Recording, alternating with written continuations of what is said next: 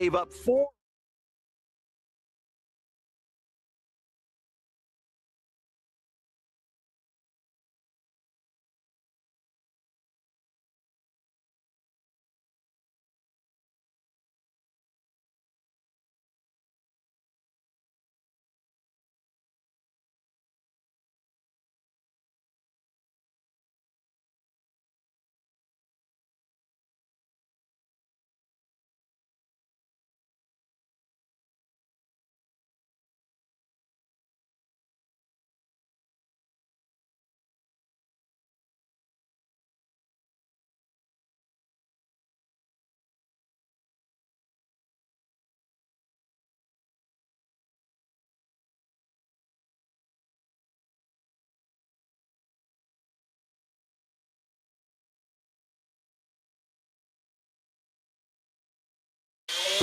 Let's do this.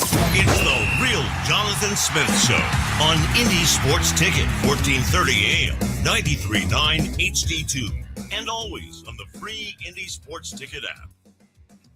What's going on? Welcome into the Real Jonathan Smith Show here on Indy Sports Ticket. Thank you for tuning in. No matter how you're tuning in, whether that's YouTube, Indy Sports Ticket, if you want to head over there and subscribe. Maybe you're watching the show on X _ Jonathan Smith to follow me there and watch the show there. You can also listen on that Indy Sports Ticket app or 1430 AM if you're driving around the Indianapolis area. Big show today.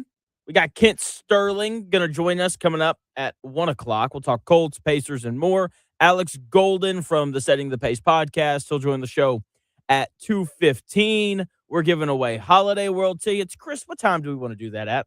We didn't talk about that beforehand. Whenever you feel. Whenever I feel like it? Yeah. Okay. Whenever you're feeling like a holiday, I guess. We're just going to trick a caller. The first caller that calls in, we're just going to play the game immediately. Like, hey. Oh, man. I'm just kidding. Give them the number so they know who to call. Yeah, 317-228-1430. Screw it. If you call in right now, we'll play the game, and you can win tickets to Holiday World. There you go. 317-228-1430. You can text that number as well if you just have a comment on the show. But very excited for today's show. And I want to start with the NBA Draft Lottery. It is right around the corner, and I can't wait. It's on Sunday, and I mean, I'm just ready for it. I'm ready to know where the Pacers have their pick at and who they're potentially going to take, whether that be in free agency or in the actual draft. I like the lottery because it has like a real sense of humor. For example, the Mavericks winning the lottery after committing the worst trade in the history of the NBA. Kind of funny.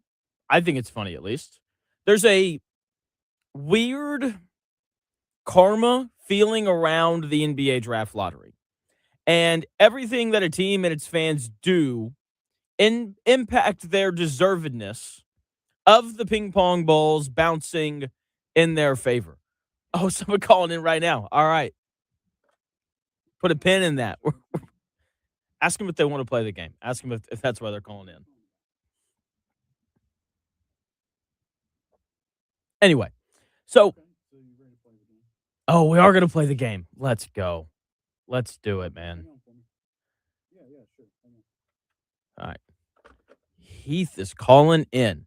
We didn't even announce like what kind of like what the theme of the trivia was going to be or anything like that. Heath, what's going on, man? What's up, man? Thanks for calling in, dude. So today we're doing like a Throwback Thursday kind of theme. So we're going to do a little bit of Pacers playoff trivia for your chance to win those tickets to Holiday World, all right?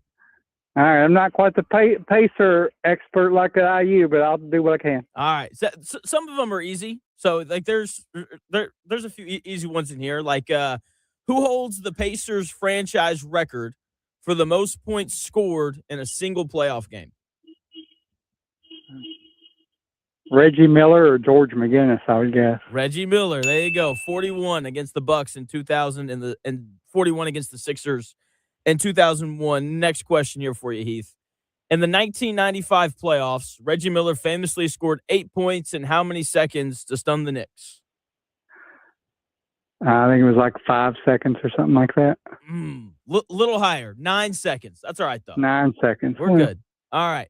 Next question. Which legendary NBA player and Dream Team member served as the Pacers head coach during their first ever trip to the NBA Finals? Larry Bird. Larry Bird. There you go. All right. During the Paul George era, the Pacers pushed a legendary Big Three team to a 7-game Eastern Conference Finals in 2013. Which team was that? Now give me the question again.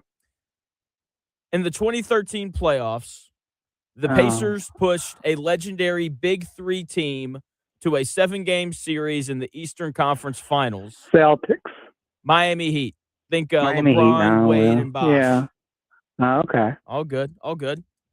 All right. In the 2013 playoffs, center Roy Hibbert had an iconic verticality block on which NBA superstar to seal a win against the Knicks?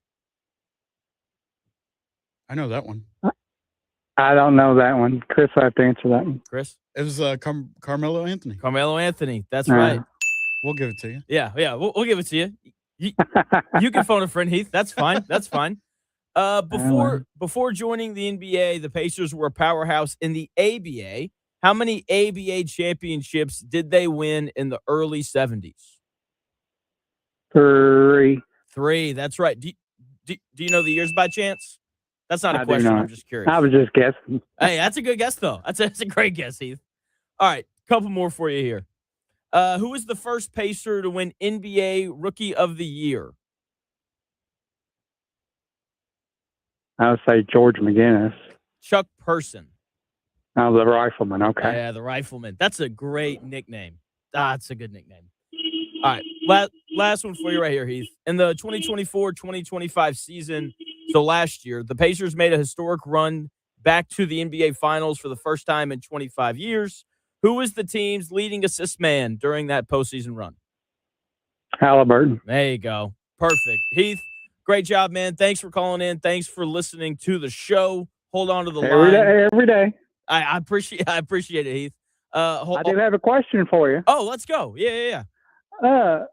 What do you think the high school NIL will affect IU in any way? I think the only way that it'll impact IU, that's a great question. I think the only way that it'll impact IU is really if they sign like a local kid in state. Maybe they have like a wide receiver, maybe. Yeah. Maybe they have like a booster or something, offer him like an NIL deal while he's in high school.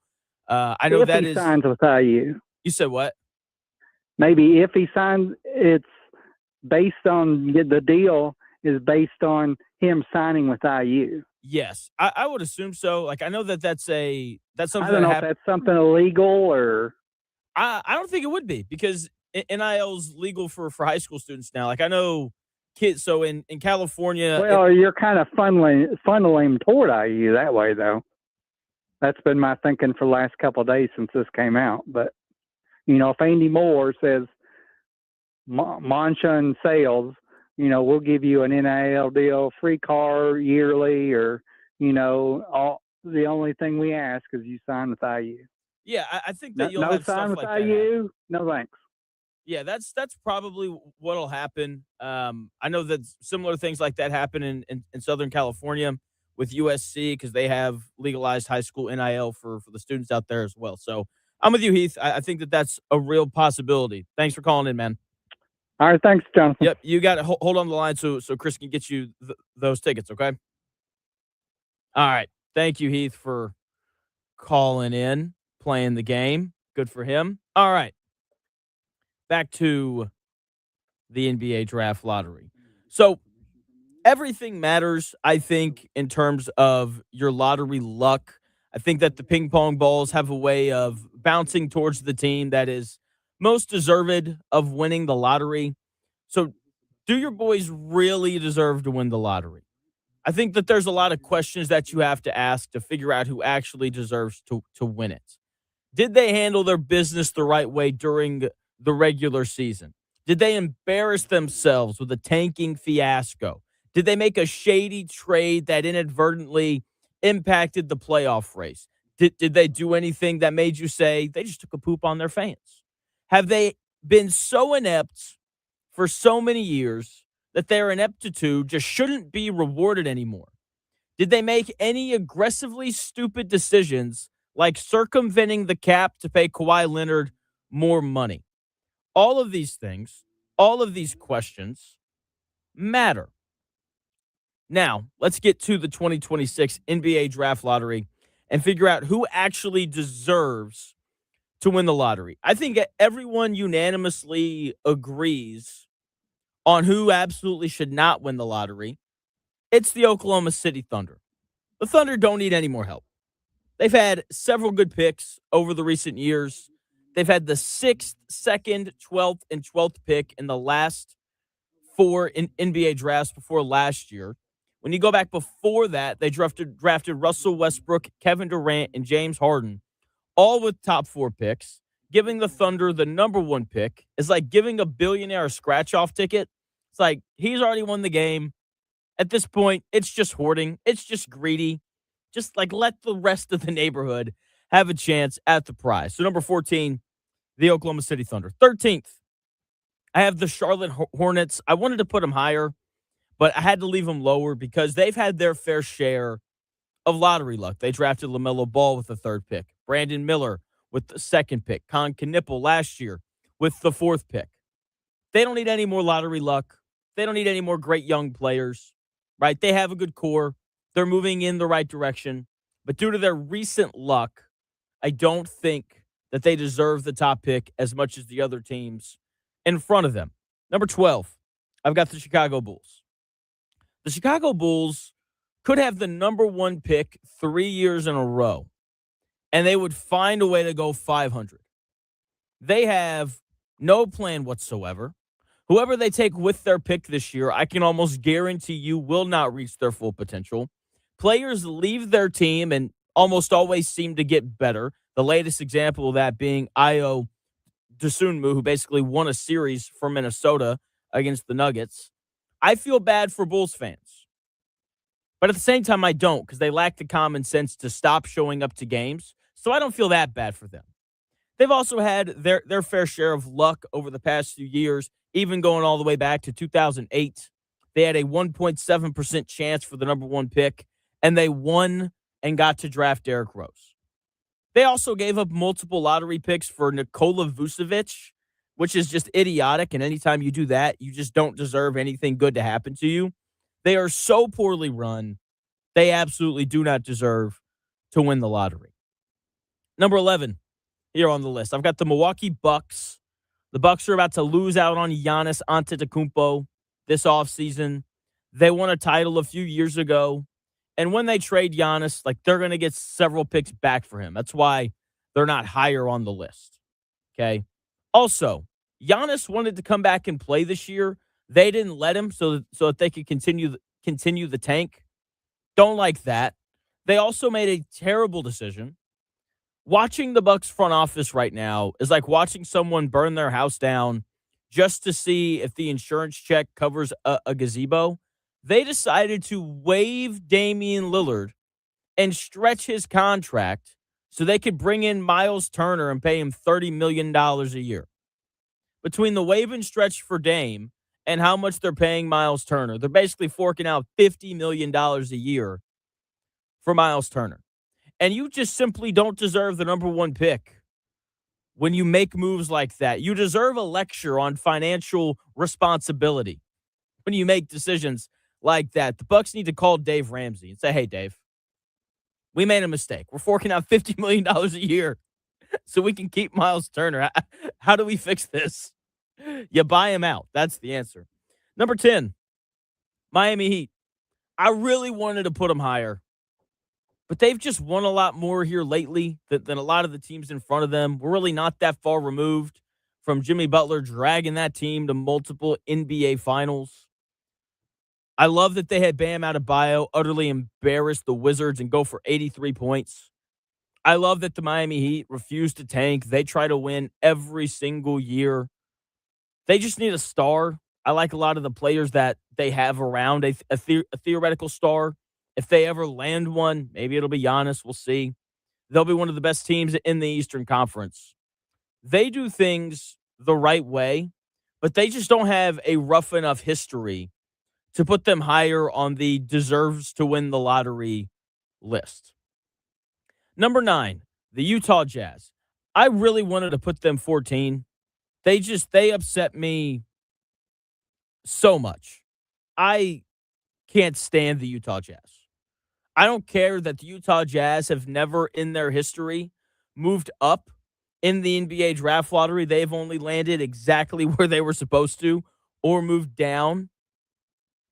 Based on that, they should have a higher deservedness because the balls have just never bounced their way. The way they tanked this year, though, was just flat out disgraceful.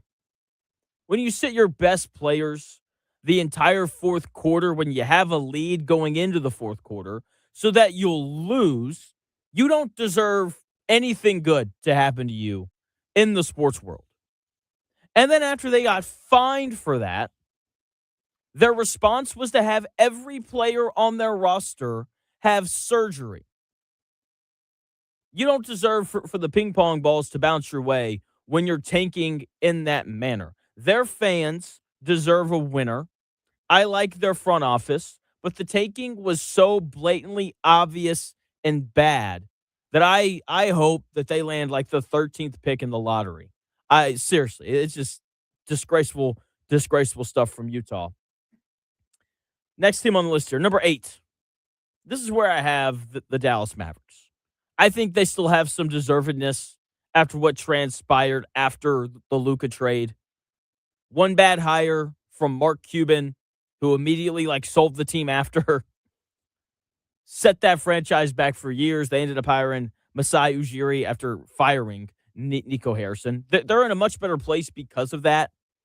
I also think that they've got a coach in Jason Kidd who does a good job of developing younger players. Did it with Giannis in Milwaukee, doing it with Cooper Flag right now. They've got a plan. They're going to build around Flag. And outside of drafting Cooper Flag, they haven't had a ton of lottery luck. So we'll leave them here at 8. They probably deserve the 7th pick in the draft so they can take Keaton Wagler or someone like that. So we'll leave them here at 8. The final 7, really tough to kind of order that out in terms of who really deserves to win the lottery. So we will get to the final 7 of our draft lottery deservedness rankings in about 3 minutes. If you want to look and feel your best this summer, Indiana Medical Center is your solution. They're a leading medical spa offering transformative, non-surgical treatments. This Friday, tomorrow at 9 a.m., go to indiesportsticket.com and click on the Sweet Deals tab to get any body sculpting, skin tightening, or facial rejuvenation, a $399 treatment for only $149.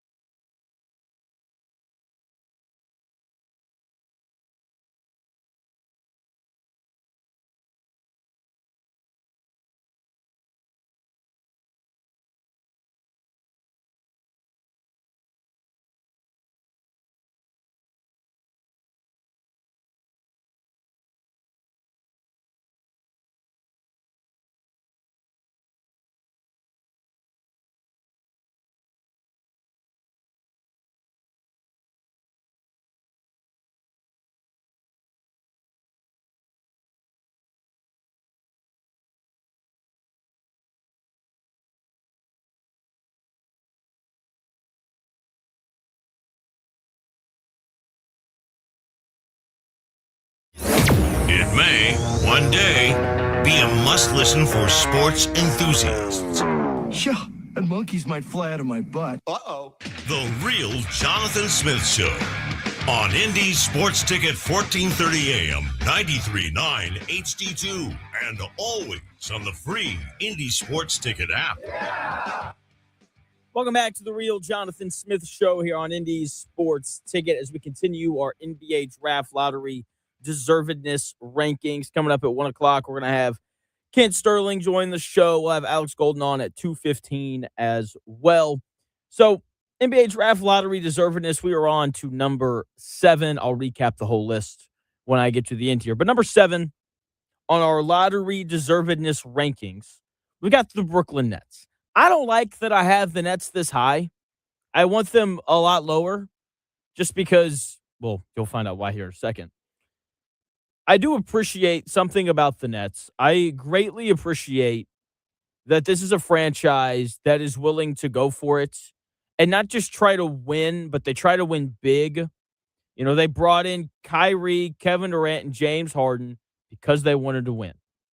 They did the same thing when they brought in Joe Johnson, Paul Pierce, and Kevin Garnett like a long time ago. That's nuts. This is a franchise that wants to win. They want to be relevant. And the reason why I don't have them higher is because I don't know any Nets fans. Like they play at the Barclays Center, and the freaking New York Liberty draw a bigger crowd than they do. I don't think that they're ran very well. Like, they had 5 first-round picks last year. They drafted 5 guards. If I wasn't a big college basketball fan, I wouldn't know who any of them were. If I talked to only my buddies who only watch the NBA, I'd be like, hey, man, what do you think about Danny Wolf? They'd be like, who? I'd be like, exactly. So that's my problem with Brooklyn and why I have them 7th. 6th, one of my best friends is a Sacramento Kings fan. And I have them here at 6, and I know he's listening, and man, I'm sorry. One of my favorite, I wanted to put him higher. I really did. One of my favorite basketball seasons that I've ever watched as just a neutral, unbiased third party was a few years ago when the Sacramento Kings earned the 3 seed. The Light the Beam team was just a treat to watch. Seeing Sacramento rally around that team was so much fun. I actually think Sacramento and Indianapolis are very alike in that regard. Like, the city of Indianapolis loves the Colts. We love the Pacers. We love IU or Purdue. I think Sacramento is very similar in that regard. They love their NHL team out there, the San Jose Sharks. They love the Sacramento Kings when they're good. And they so badly want a winner out there. Okay? And so, like, their fans, if this was only about fan deservedness, you could put the Kings at 1. Okay? I wanted to put them higher. But I can't ignore how bad of an owner Vivek is. If he didn't own the Kings, everybody would talk about him as the worst owner in sports. This guy is terrible. I mean, I think this quote right here sums it up. He told his general manager, do not draft Luka Doncic because Sacramento is not a big enough market for him. That's an incredibly terrible thing to say about your community. Could you imagine if, Mr. Simon said that about the Pacers? Oh, yeah, don't draft AJ DeBonsa. He needs to be in a place like L.A., not Indianapolis. I think there would be a riot if we found out that he said something like that. He would never say anything like that because he's a good owner, but not Vivek in Sacramento. I also don't think that their front office is very good. I mean, why are you bringing in and paying guys like DeMar DeRozan and Russell Westbrook in a year where you need to tank? I'm not sure that whoever they take is going to develop into the best version of who they can be. I think that their head coach, Doug Christie, is an awful head coach. For those who missed it, this is a guy who called a timeout late in the game when they were winning. It's like, what are you doing? Oh, I did it so I could draw up a nice little sideline out of bounds pay. Okay, that makes sense. So the Sacramento Kings are at 6. Number 5, I have the Golden State Warriors. This is another team that doesn't try to tank. I think Steph Curry is one of the most likable people in the history of the NBA. You could argue he's one of the most likable people in just the history of sports in general. I'll be honest. I probably have a bit of a bias here because I really like Steph Curry. But I do think there are other things to like as well. I really like their front office. I think they're going to bring back Steve Kerr. So whoever they draft, I think is going to have a nice coach to develop whoever they take. They've had some lottery luck. That's why I couldn't put them higher. They just haven't used it very well. So I had to dock them a little bit for that. James Wiseman, number 2 overall pick, a bust. Jonathan Kuminga, 7th overall pick, a bust. Moses Moody, fine player to take with the 13th pick, if I remember that correctly. It was like 13 or 14, around there. So the Warriors are at 5 on my do you deserve to win the lottery list. Number 4, we got the Memphis Grizzlies. The Grizzlies have never played in the NBA Finals, and they've never had the number 1 pick. They've had good recent lottery luck. You know, John Morant was the number 2 overall pick. Jaren Jackson Jr. was the 4th overall pick. It's not their fault that John Morant lacked maturity. He was the only option at 2 after Zion Williamson went number 1 in that draft. Memphis has also been put on blast because apparently their hotels suck. Brutal. Feel bad for them. Oh, Chris, did you miss this? I don't know. Oh, man. Memphis hotels? There's a video clip of LeBron James. Are you a YouTube golf fan? Do you know what I'm talking about when I say that? Okay, that's fine. So there are all these YouTube channels now of guys, like they just go play golf. Okay. And they'll have celebrities come out and play with them. Sure. So LeBron went out and played with a group of these guys. And, you know, they're doing all this stuff on camera. And they asked him, like, what are some of the worst NBA cities to go to?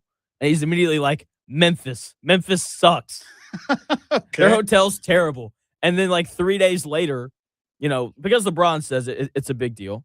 So, like, 3 days later, they ask Anthony Edwards about it. And he's like, Memphis and Milwaukee, their hotels suck.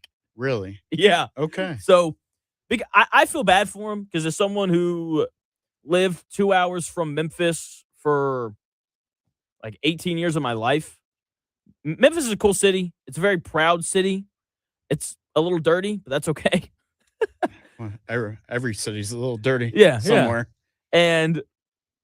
And so I feel bad for them for that. I feel like that earns them a little more deservedness because people are just dunking on them right now. So the Grizzlies, I've got at 4. Number 3, I have the Washington Wizards, who have not been good in my lifetime. I know they landed John Wall 15 years ago, but outside of John Wall's dance, where he just like flexed in different ways, that's really all that they have to cling to.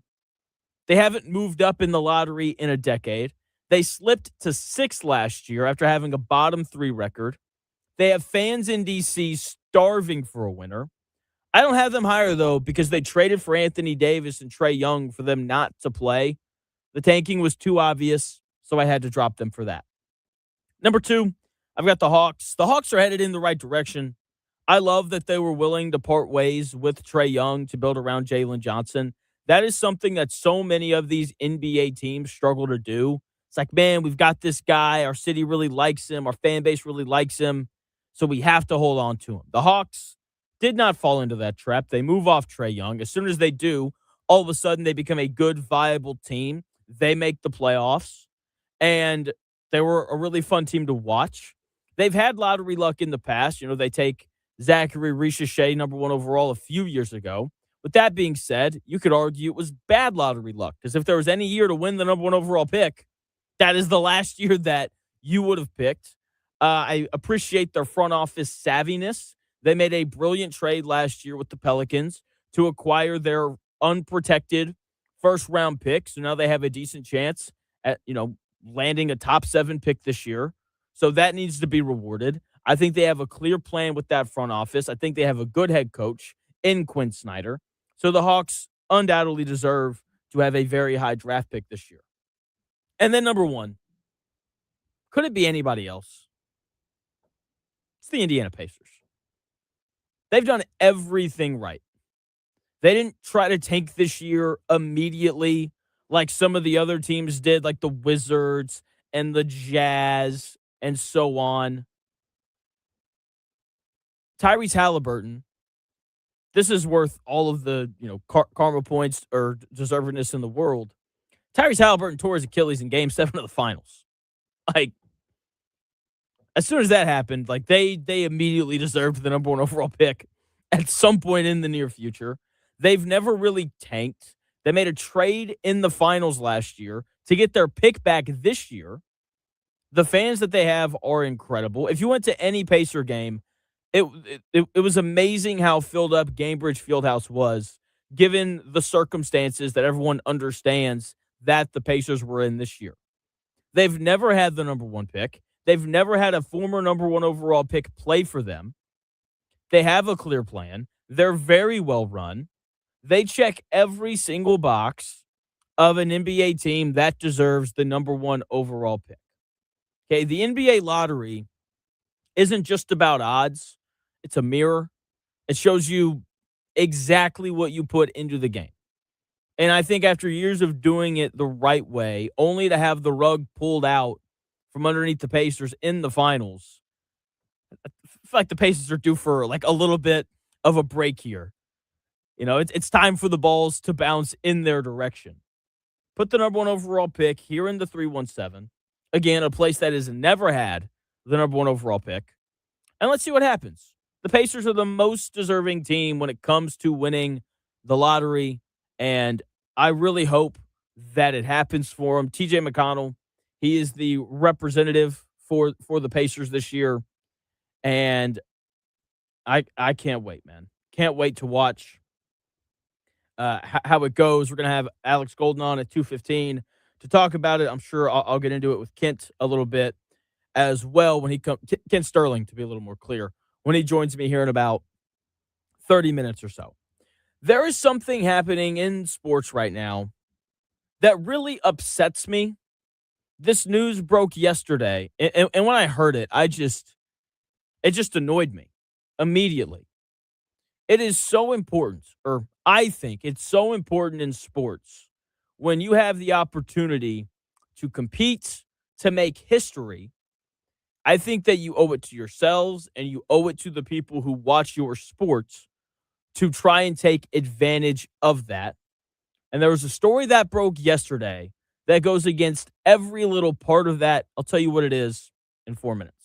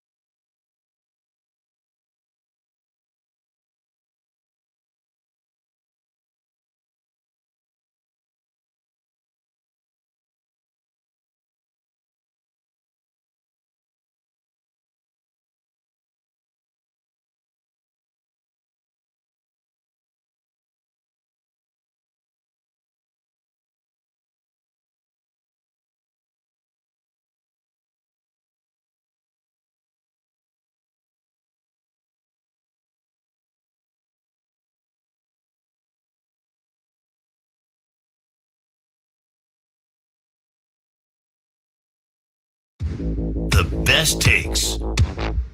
Maybe. The Real Jonathan Smith Show on Indy Sports Ticket 1430 AM, 93.9 HD2, and always on the free Indy Sports Ticket app. Welcome back to the Real Jonathan Smith Show here on Indy Sports Tickets. Kent Sterling joining us here in about 20 minutes. Thanks for tuning into the show, no matter how you're tuning in, whether that's YouTube, X, the Indy Sports Ticket app. 14:30 a.m. It is greatly, greatly appreciated. And sports, I think, are really about one thing. They're about competing.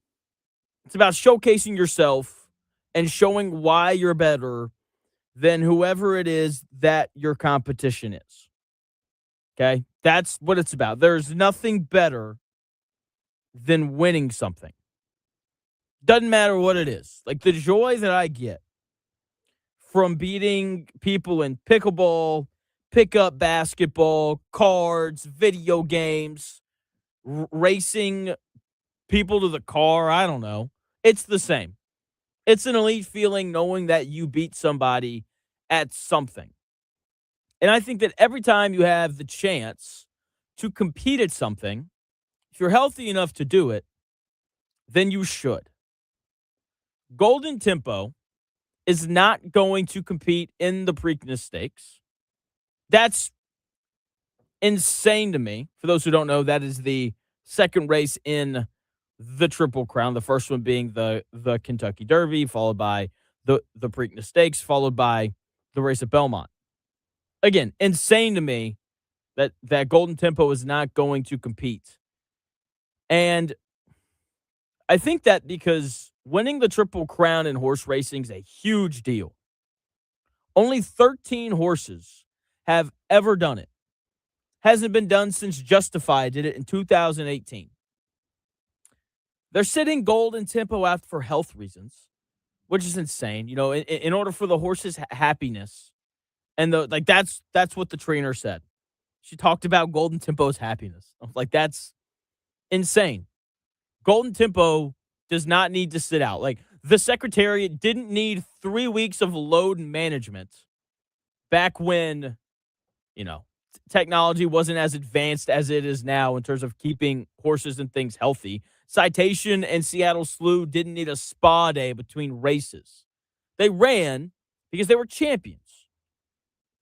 By sitting out Golden Tempo's team, I don't feel like they're protecting the horse. I feel like this is a horse that was 23-1 to win the Derby, and they don't want to go out there and get smoked 2 weeks after. Okay, you can't build a legendary brand by staying in the barn, which is what Golden Tempo is doing. Look at Fernando Mendoza last year. He was a college quarterback that won the Heisman, led his team to a win in the national title game, and then later became the number 1 overall pick. That is the Triple Crown of college football. If you do all 3 of those things in 1 year, that is incredibly impressive. Imagine if he had won the Heisman, led his team to the national championship game, and at that point, it was pretty well known that he was going to be the number 1 overall pick. How different would we view Fernando Mendoza if Coach Cignetti had come out before that national title game against Miami and said, actually, Fernando's tired. We're going to sit him out of the title game so that he's fresh for the NFL Combine so he can be the number 1 overall pick and have a nice NFL career. You know, that Miami pass rush, big, scary dudes over there. We just want to make sure that he doesn't get hurt. You don't skip the pinnacle of your sport to prepare for what's next. An opportunity to win the Triple Crown is what's next for Golden Tempo. It is such a rare thing to win the Triple Crown. There have been more unassisted triple plays in Major League Baseball history, 15, than Triple Crown winners, 13. There have been more perfect games thrown, 24, than there have been Triple Crown winners. Getting a hole-in-one while playing golf is more likely than winning the Triple Crown. More hockey players have recorded 5 goals in a single game than there have been Triple Crown winners. It is an incredibly rare thing and an incredibly rare opportunity that Golden Tempo has. And they're just like, no, we're good. We're going to sit out. When you have the opportunity to make history in sports, I believe that you have to go for it. I hate it when teams and athletes pass up on the opportunity. I hated it in 2009 when the Colts were 14-0 and they pulled their starters against the Jets. And then the Jets later on came back to win. Obviously, the Colts go to the Super Bowl that year, and they lose to New Orleans. I hated in 2022 when Clayton Kershaw was perfect through 7 innings. He'd only thrown 80 pitches, but they pulled him out of the game for health reasons. When you have an opportunity to put yourself in the history books, you do it every single time. I love that the 2016 Warriors committed themselves to going for a 73-9 regular season record. That's what teams and athletes should do. You should compete on a nightly basis. And when you have an opportunity to clinch a record or clinch a big-time career achievement, you should do it every single time. One could argue that the fact that the Warriors went 73-9, you could argue that it cost them an NBA title. Doesn't matter. We still talk about 73-9 a decade later. Sitting Golden Tempo out of the Preakness is disgraceful. This is your only opportunity to do this. And they are completely passing on the opportunity to win the Triple Crown. We still talk about the 73-9 Warriors because they had the guts to actually go and chase greatness when they could have coasted. And by skipping the second leg of the Triple Crown, Golden Tempo might win the Belmont in June. That'd be really cool. But he'll do it as just another horse. He has a chance to be an immortal. But now, even if he wins the Belmont, he's just a footnote in a year where we almost had a Triple Crown winner. And it's just an absolute waste. It bothers me. I can't stand it. I just think that when you have an opportunity to go and clinch history, you absolutely have to do it. Absolutely have to do it. And yeah, like Ross with a great point in the YouTube chat. Tyrese Halliburton will forever have everybody's respect because he knew there was a good chance that he could tear his Achilles in Game 7 of the finals. But he said, I don't care. It's Game 7 of the finals. I'm playing anyway. He will forever be remembered for that. Even if the Pacers are never able to get over the hump and they're never able to win a title, Pacer fans will love him forever because of that. That is exactly what I'm talking about. When you have an opportunity to put yourself in the history books, you absolutely have to do it. What was up with that caller? They didn't want to talk to me? He didn't want to wait. He wanted to tell you that you were wrong about the horses, but he said it really fast. And Wrong about the horses. I tried to tried to slow it down, but and he hung up. So I don't know. I mean, look, I read the trainer's quote. Here, let me see if I see. Let's see if I can find it here.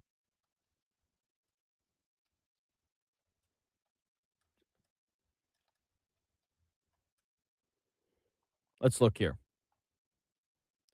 Yeah, let me see if I can find it here. Yeah, DeVoe, the trainer, stated that the team's priority is Golden Tempo's health, happiness, and long-term future.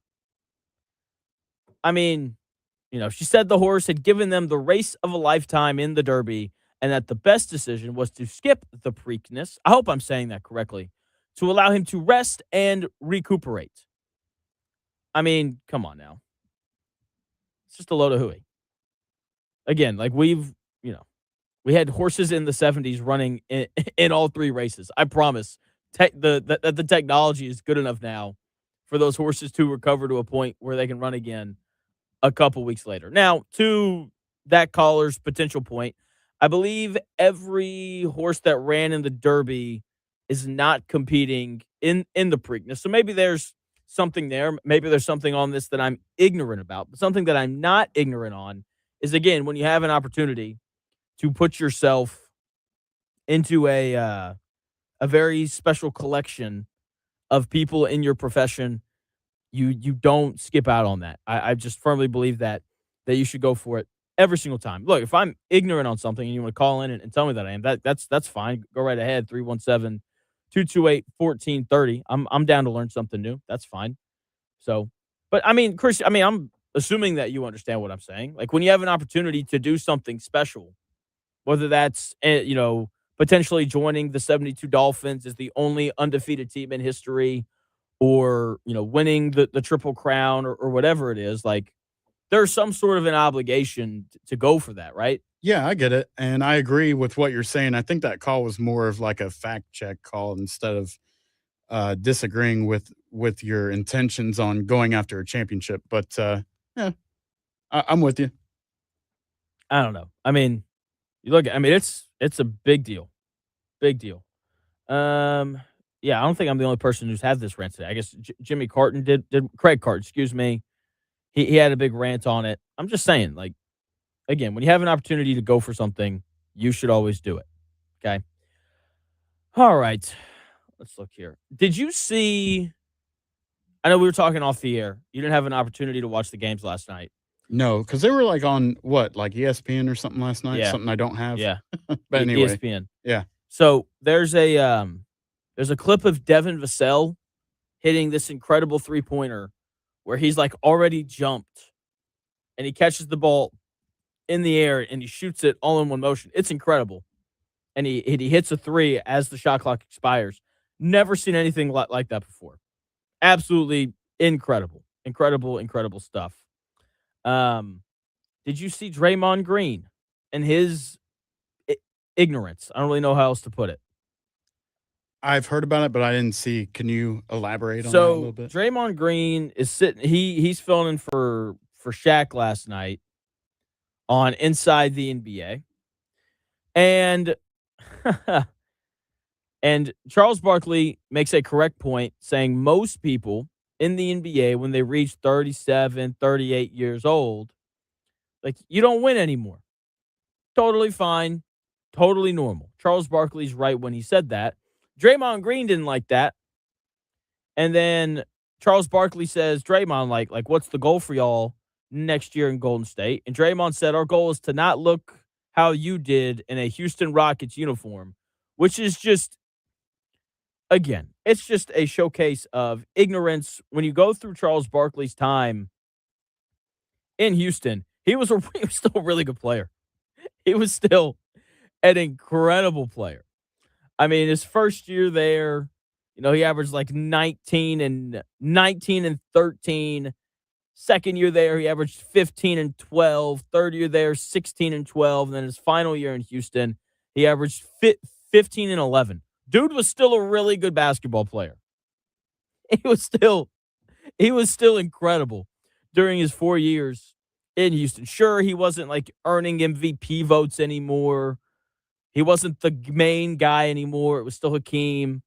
But he was still highly impactful. When you go to that 99 season or the 99 playoffs, I mean, they probably beat Utah in the conference finals if Charles Barkley doesn't get hurt.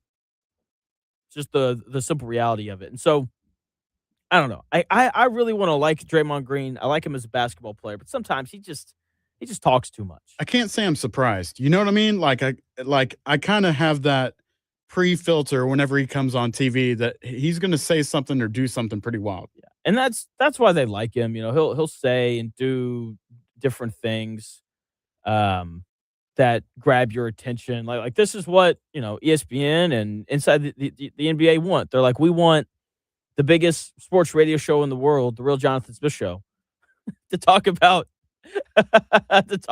what Draymond Green said last night. So I again, just not really a fan of it. Just, I don't know, man. Like, basketball is such an interesting thing. Like in the NFL, the older generation has a tremendous amount of respect for the current generation and vice versa. There's no tension when Randy Moss goes on the New Heights podcast and talks to Travis and Jason Kelsey. When Peyton Manning and Eli Manning do their thing on Monday Night Football, they're very complimentary. They're not dragging people through the mud. Even Tom Brady, when he does critique modern NFL quarterbacking, it's never rude. It's never personal.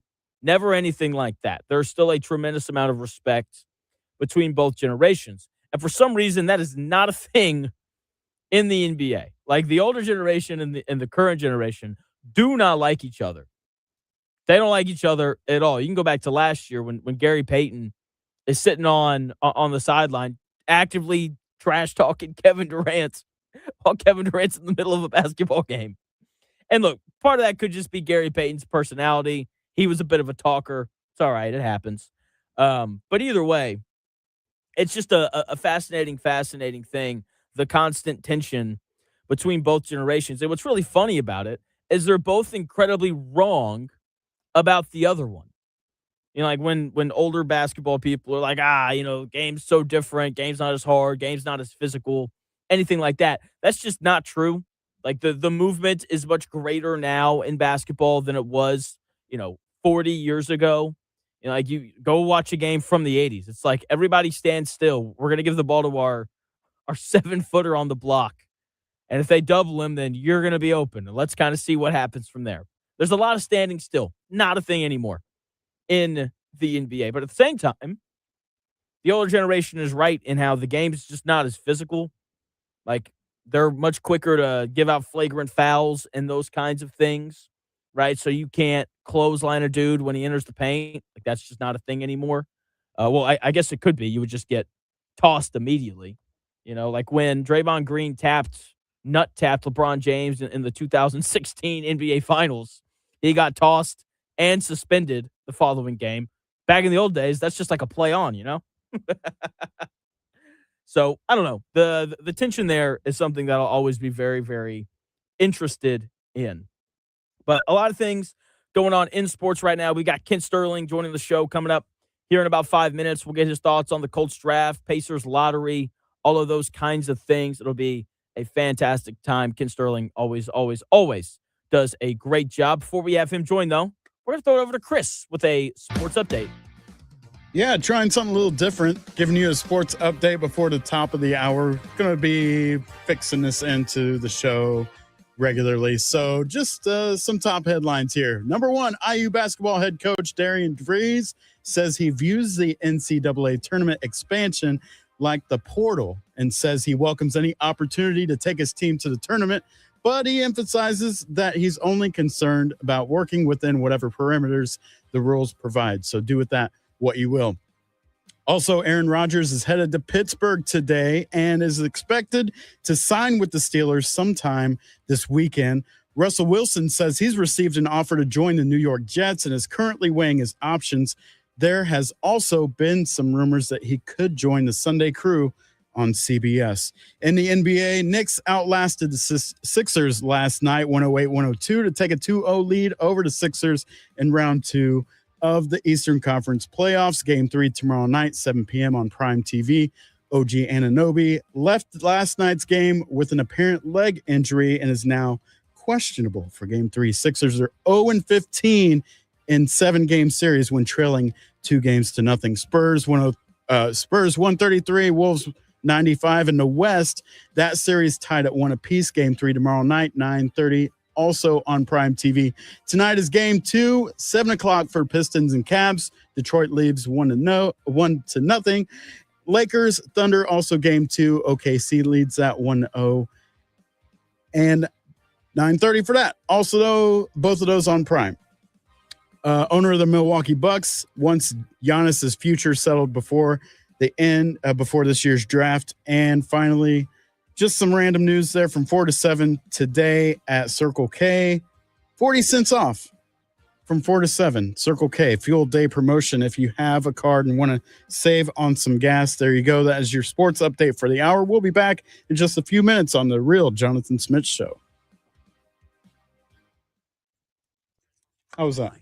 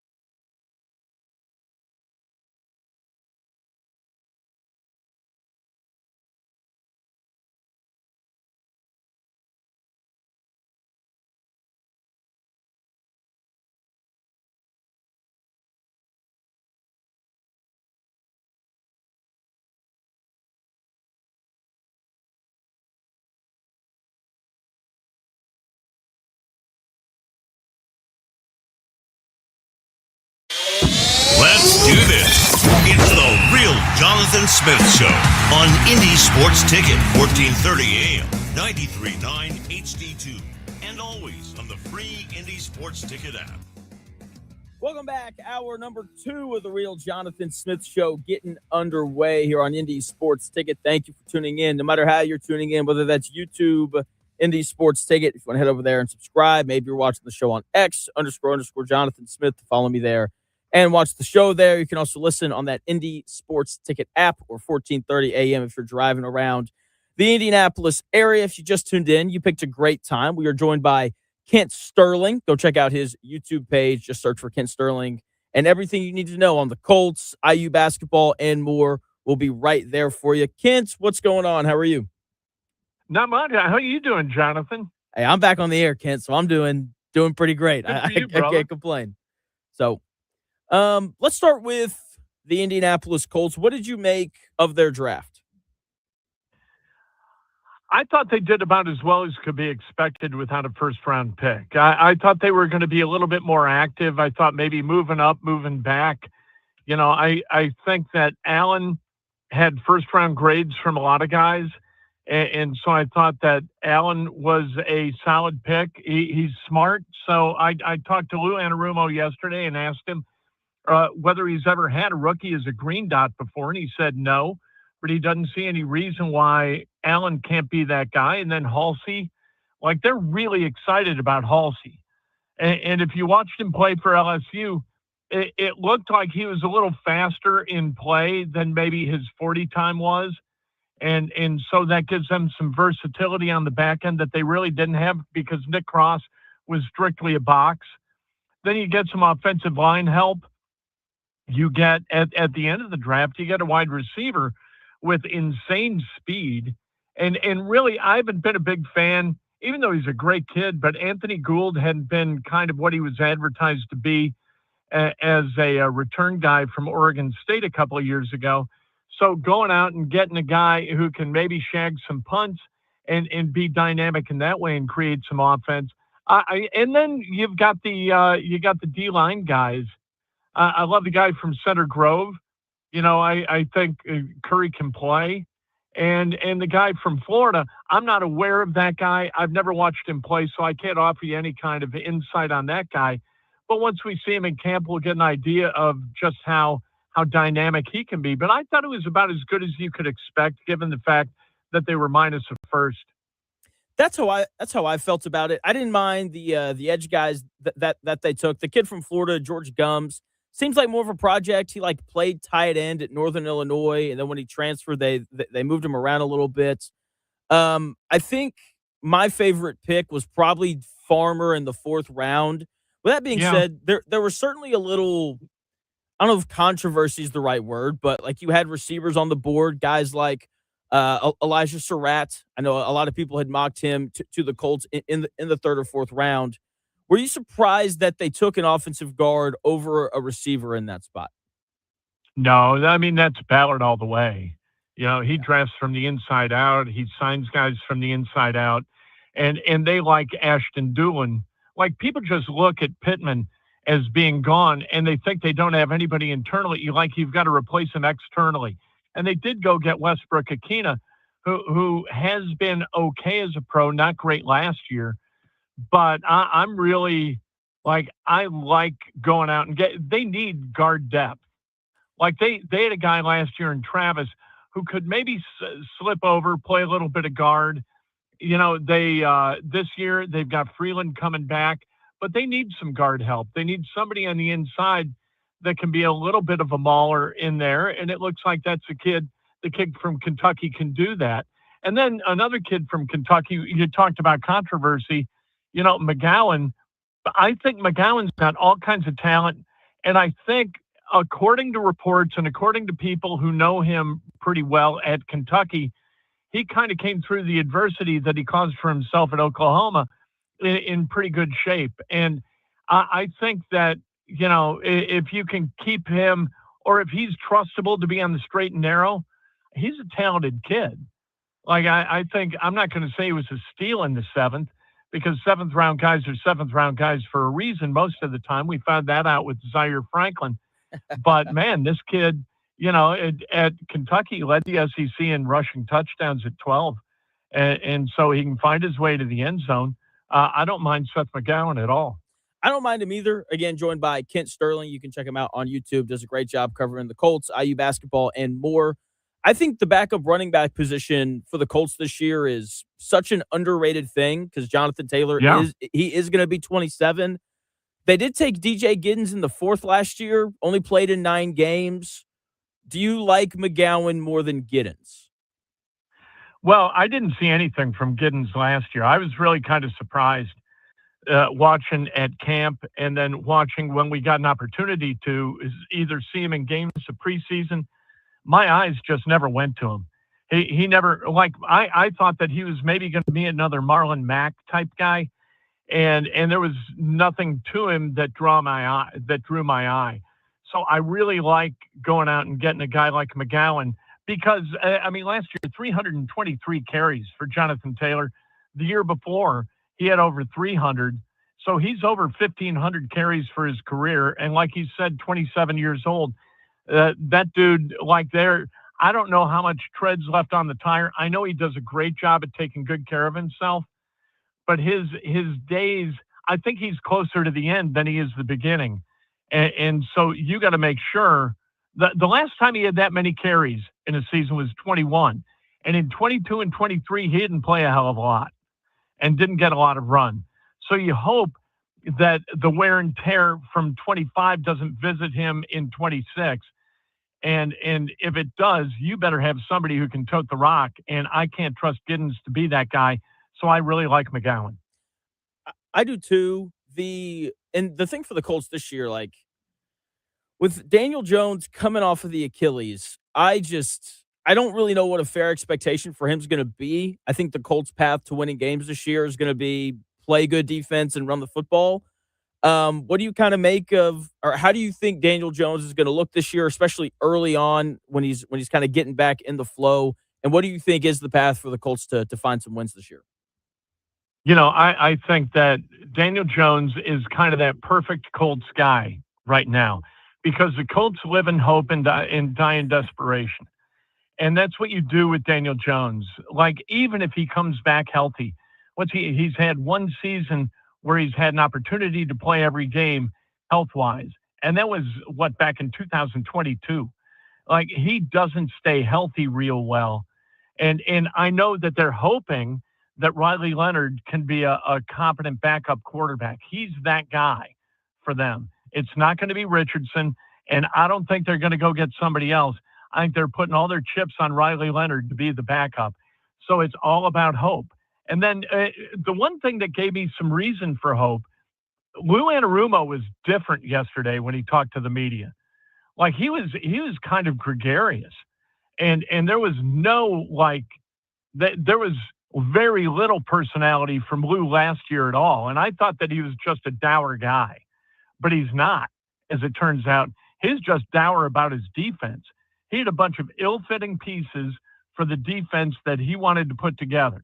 And so he had to run his defense based upon the limitations of the guys that he had available to play it. And that ain't going to be good for any coordinator. But going from a zone-heavy Gus Bradley to a man-heavy Lou Anarumo and having Kenny Moore be, the nickel corner, that isn't going to work. Having Jalen Jones play a whole lot of man, that isn't going to work. And so you had a defense of ill-fitting pieces that Anarumo had to deploy as well as he could. Now when he talks about a guy like C.J. Allen or Halsey, or especially having the cornerbacks, if these guys remain healthy, he's really excited about the defense that he can put out on the field this year. And so I left there yesterday feeling like, okay, this is going to be, at least Lou Anarumo believes that this defense isn't going to allow 412 points again.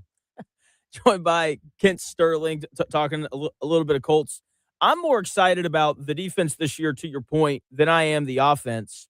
And you talked earlier about the departure of Michael Pittman and how they have guys on the roster who can maybe fill that role. But ultimately, Alec Pierce is going to be the guy this year.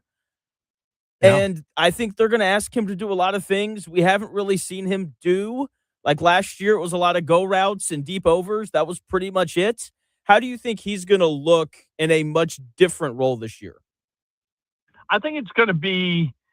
You know what? I was always really worried about Pierce watching him at camp and at practice because he had to he kind of stutter step through his cuts. He wasn't really smooth in and out of his cuts. And so it gave corners an opportunity to really close in the space. And last year, I saw him do things differently. And I thought, either Reggie has worked well with him, Reggie Wayne, the wide receivers coach, or he worked with somebody in Chicago or someplace, and he's really kind of smoothed out that area of his game. So I think he can be that guy, but they still need that guy. Like they still need a deep threat. They need Alec Pierce to be a guy who can run 50 yards really fast and have Daniel Jones throw the ball to him to open up that defense. Because if you allow, and you saw this when Rivers had to play quarterback, and this is no secret to those who watched Rivers in 2020, he can't throw the ball far. And so you had defenses creep like 8 guys into the box, and that killed Jonathan Taylor and his ability to go get second-level yards. And so you still need that deep threat, and him being available and running deep really opens up everything else. So I really wonder whether he's going to be a guy who replaces Pittman as the 111 target, 80 catch guy. I think he's still a guy who's going to spend the majority of his routes stretching that defense. I think Doolin winds up being kind of a Pittman guy. And then Downs and Warren, I think, are really going to pick up the slack. I think those cats are going to have massive years. I'm excited for Doolin. I felt like whenever he's played over the last couple of years, he's just been – he doesn't really pop, but he's just reliable. Like when they throw the ball in his direction, I just feel like he's going to do the right thing as opposed to like fumble the ball as he's crossing the goal line or something like that. Yeah. Joined by Kent Sterling, who does a great job covering the Colts and IU basketball and more over on his YouTube page. You can follow him on X as well, at Kent Sterling. I want to shift gears a little bit and talk Indiana basketball. Are you allowing yourself to get excited for their season next year, given all the transfers that have come in? Maybe the farther away I get from the conclusion of last season, the more likely I am to be optimistic about the coming season. But I think that the transfers that they got have the kind of pedigree. If you look at these guys when they were high school recruits, a lot of these guys were top 50 players. And it was kind of hard to find anybody on last year's team who was inside the top 150. So these are more talented guys. You got Yiğidoğlu, who is a 7'2" guy from Turkey, the Turkish Tower. I think they've gone out and gotten guys who are a little bit more likely to be productive down low. They're a little bit more versatile. They're going to be better defenders down low. And you've got to be that in the Big Ten. I'm really happy. And this is his own take. This is from DeVries.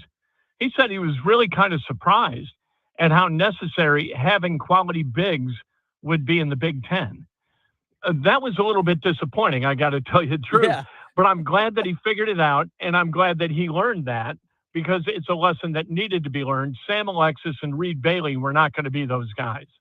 Yeah, no way. Not when you're playing Purdue and Michigan and Illinois. No. That was the thing that I noticed the most with the Big Ten this year. Just the sheer amount of size. Even Iowa, who spread teams out, like they were really big. And then you look at Indiana, and it's like this looks like a group of 6 team out here trying to play in the Big Ten. So yep. I am excited for the extra size coming into IU basketball this year. Indiana football had a pretty good transfer portal as well. Have you gotten out? Like, yeah. were you at the spring game a couple weeks ago? How do you think they're going to be this year? I think they're going to be better. I know that sounds psychotic. Yeah, but I think the defense is going to be better. And if Hoover can be anything that approximates like one step down from Mendoza, just one step down. And you know what? Last year at this time, we were talking about Mendoza and hoping that he could play to the level of Rourke. This year, Hoover's leading all Power 4 quarterbacks in total in passing yards. So this is a guy who's been there. He's done that. He's a little bit mistake prone, but now I think playing for Shanahan and being coached by Tino, I think that they've got a really good chance to elevate that kid's game. They got Turbo Richard in the portal, good running back. And so they've got kind of a threesome back there that can do things. You go out and you get Nick Marsh as a wide receiver. Nick Marsh is more talented than Omar Cooper Jr. or Elijah Surratt. And so, if these guys play to their talent level and that defense is as good as it should be, I think Indiana, that's not to say like they're going to be 16-0 again. Like last year, they played in some pretty good fortune in 4 of those games at Iowa, at Penn State, against Ohio State, and against Miami. They had some good fortune in those games to win all 4 of them. This year, they could lose a game, lose 2 games, and still be a better football team. And I think that that's kind of where we're headed.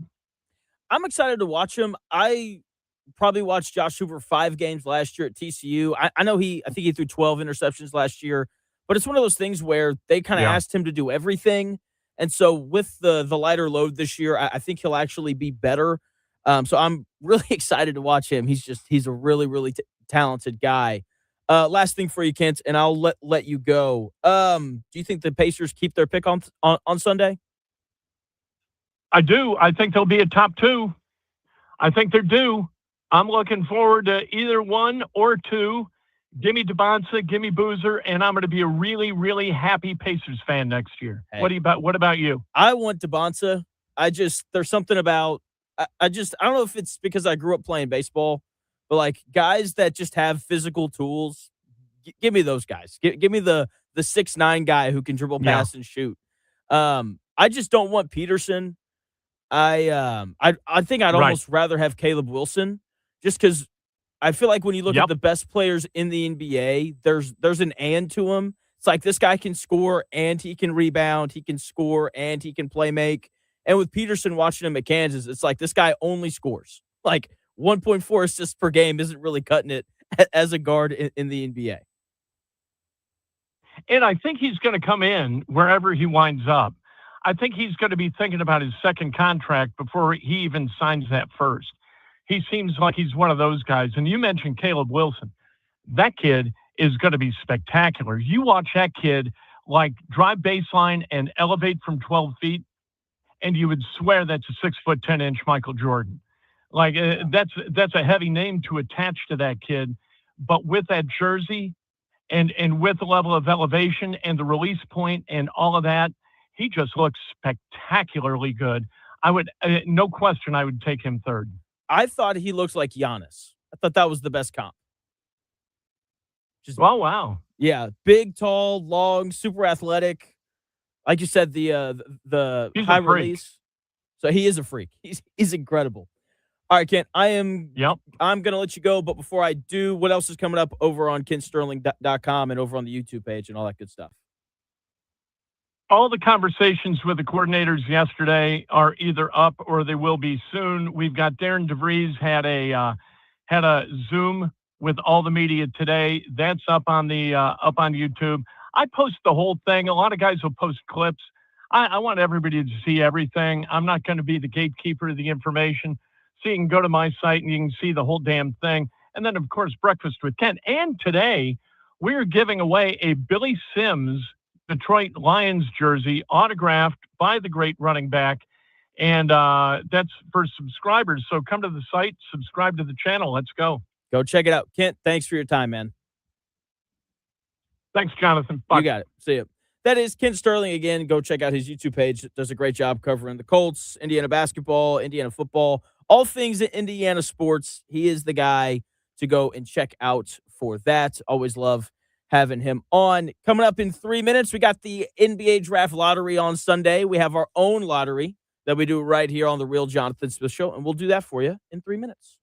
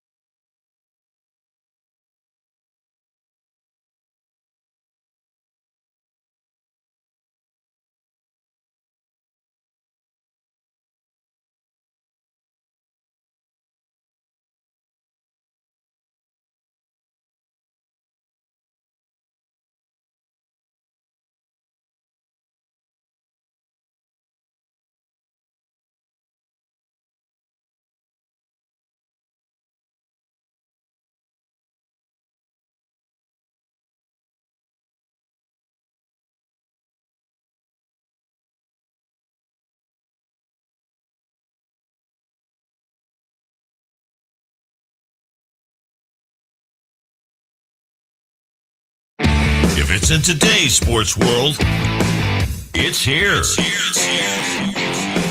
The Real Jonathan Smith Show on Indy Sports Ticket 1430 AM, 93.9 HD2, and always on the free Indy Sports Ticket app.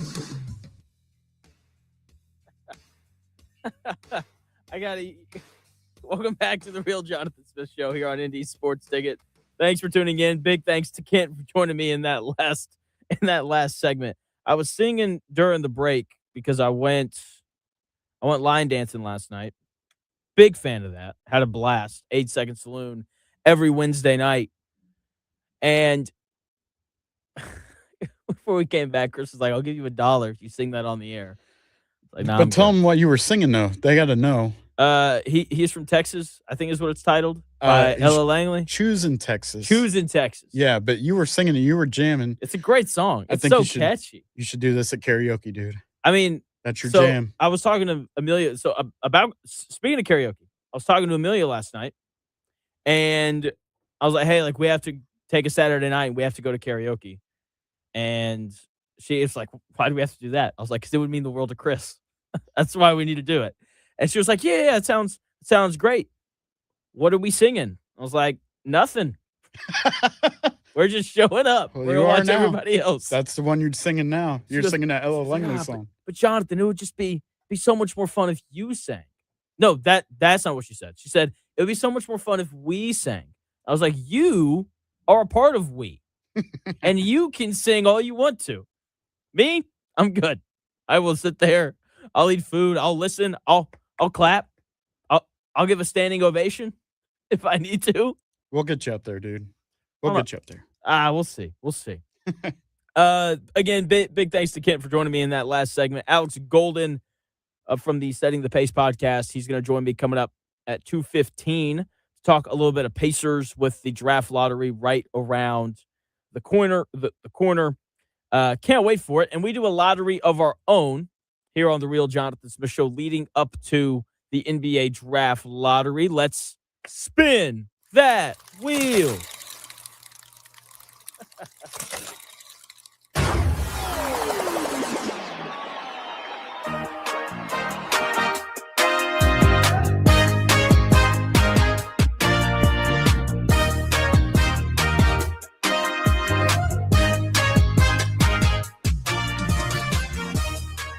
So good, babe.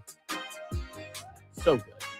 So today we spun the wheel and we landed on the number 5.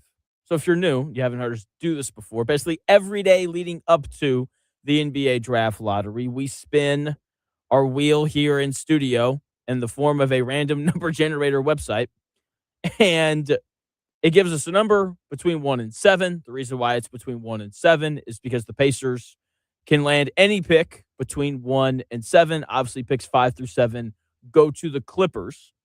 And basically, every take is assigned to a number on a scale of 1 to 7. So today, we drew the number 5. Okay, so on a scale of 1 to 7, I like this thing of 5. I feel like people are going to think that it's a little low. But it's March Madness upsets. A lot of people look forward to March because of the upsets that we sometimes see. We had one last year. That was really it. And a lot of people, I think, would have this higher. Here's my critique of March Madness upsets. They are so much better in the moment than they actually are. Like, in the moment, they're great. When High Point beats Wisconsin, you're like, this is awesome. You know, when Fairleigh Dickinson beats Purdue, if you're not a Purdue fan, you're like, this is incredible. Love this so much. So happy with that.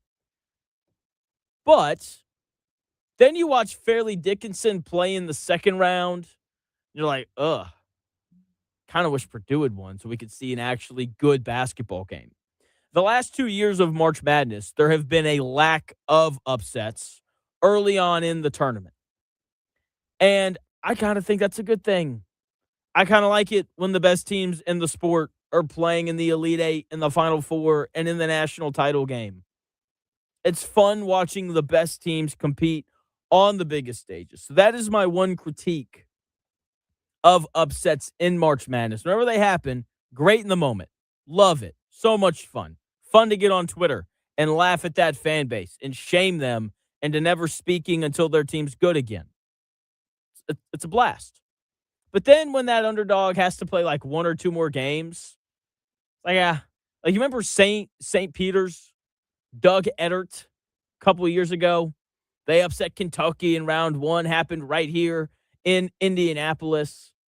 And then they won their second game, and everyone's like, oh, Doug Edert, cold white boy, this is so much fun. And then they played it in the Sweet 16 and got gobsmacked.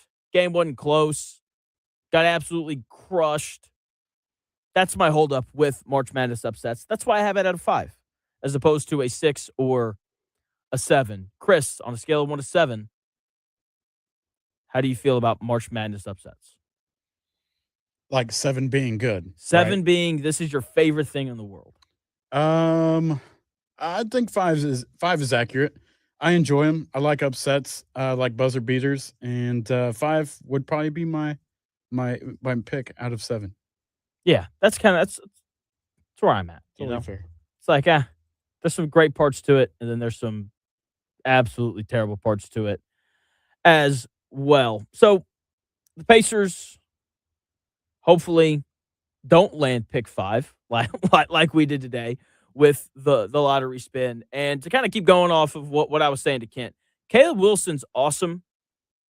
And I think people are looking at this like it is a 3-person draft. Debonsa, Peterson, Booz. Maybe you're Caleb Wilson's incredible. This last year. Just go to YouTube and watch him for 5 minutes. And you're going to walk away like, should that guy be the number 1 overall pick? He is that athletic. He is that impressive. And again, there's just certain things in sports that you can't teach. One of those things being size, length, and athleticism, right? Like those are the 3 things that really pop. And obviously in basketball, that's really important, right? The other thing, though, that you can't teach, and we don't think about this often enough. We think about it a lot in football, but I think it's very applicable to basketball as well. You can't teach processing. That is something that you can either do or you can't do. Some people are just naturally smarter than others. I think I'm a pretty smart guy. That being said, I'm self-aware enough to know that if I reach my maximum potential in terms of learning as much as I could, I'm never going to be like an astronaut. I'm never going to go to space. As much as 7-year-old Jonathan would love for me to do that, probably not happening. I'm not going to the moon because the moon's not real. Just kidding. Not with that attitude. That's right. Anything's possible. Yeah, I mean, maybe. I don't know. I think we all naturally have our limitations. And I think that when we look at people, we always see that physically, right? It's like, this person's 5'7" and is 30 pounds overweight. Probably not going to do anything super athletic, right? Like that makes sense. We don't see like the physical side of people's like smartness, knowledge. That's the right word. And I think it is an underrated thing when we evaluate prospects, especially in basketball, because we see, oh, wow, like 45-inch vertical. You know, we can teach that guy how to read screen and rolls or whatever. We can teach that guy how to rotate defensively. Some guys just don't have the mental fortitude to be able to do that. And that is something that I don't want to be lost in terms of the evaluation of Cam Boozer. Like that dude is he's so smart. And look, there might be some concerns because when you watched him score a little bit in college, it's a lot of like overpowering guys who just aren't as strong as him. Probably not going to be able to do that to grown men in the NBA. But he is so smart and he is such a good passer and he has such an understanding of how to play basketball that is something that's going to translate just as well, if not better, than guys that are, maybe a little bit taller, guys that are more athletic. Because of the guys that are going to be the top 4 picks, Cam Boozer is definitely the least athletic. But you don't have to be some freakish specimen to be able to make it in the NBA. Cam Boozer is a tremendous shooter, and he just understands how to play the game. Basketball is not the Olympic trials where they're testing how fast guys run and how high they jump. Basketball is playing basketball. It's how do I take this round orange basketball and put it in that round orange hoop? And Cam Boozer does that incredibly well, not only for himself, but I think for his teammates as well. So, again, I think people are looking at the draft more and more as, Debonsa and Peterson are kind of the 2 big prizes, and Cam Boozer's third. There's a reason why coming out of high school, Cam Boozer was the number 1 ranked player in high school basketball. It's because he's really freaking good. So if the Pacers wind up with him, I think we should be every bit as excited as we would be if they landed AJ Debonsa or whoever your preferred number 1 overall pick is. I saw someone in the YouTube chat earlier ask if Cooper Flagg was in this class, would he be the number 1 overall pick? And the answer is he absolutely would be the number 1 overall pick. There would be no question about it whatsoever. That dude is 6'10". He's incredibly athletic. We have to remember that he reclassified. He was originally supposed to be in the same draft class as all these dudes being drafted this year. But his mother has a saying, if you look around the gym and you're the best player in the gym, it's time to go find a new one. And that's what he did. And he was the number 1 overall pick in a pretty good draft class last year as well. So he absolutely would have been the number 1 overall pick this year as well. We've got Alex Golden from Setting the Pace joining us here in about, I'm bad at math, 40 minutes.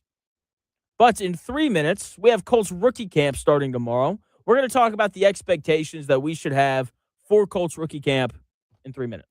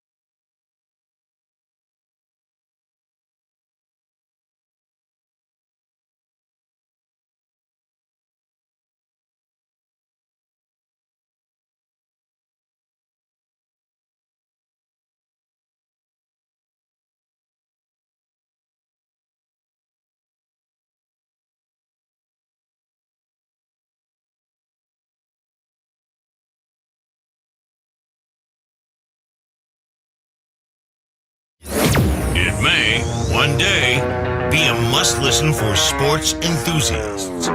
Yeah, and monkeys might fly out of my butt. The Real Jonathan Smith Show on Indy Sports Ticket 1430 AM, 93.9 HD2, and always on the free Indy Sports Ticket app. Welcome back to the Real Jonathan Smith Show here on Indy Sports Ticket. Thanks for tuning in, no matter how you're tuning in, whether that's YouTube, X, the Indy Sports Ticket app, 1430 AM. No matter how you are tuning in, it is greatly, greatly appreciated. As we continue to talk Colts here on the Real Jonathan Smith Show, Alex Golden coming up in about 30 minutes to talk Pacers and the lottery. So, Colts rookie camp starts tomorrow. What should we expect? What should we hope for? I think the biggest thing is guys have to not get hurt. Guys have to remain upright. Every player for the Colts this year is so important because there's just such a lack of depth. They cannot afford a breaking news sounder, maybe. I don't know. I should have told you that I was going to do that. Breaking news. Colts second-round pick C.J. Allen is out for the season with a torn ACL. Can't have that. If we get that news alert, that would make an already bleak-looking season even worse. Rookie camp for the Colts, it's like buying a brand-new high-performance sports car, but you're forced to drive it through a construction zone. I really don't know why they're having rookie camp, honestly.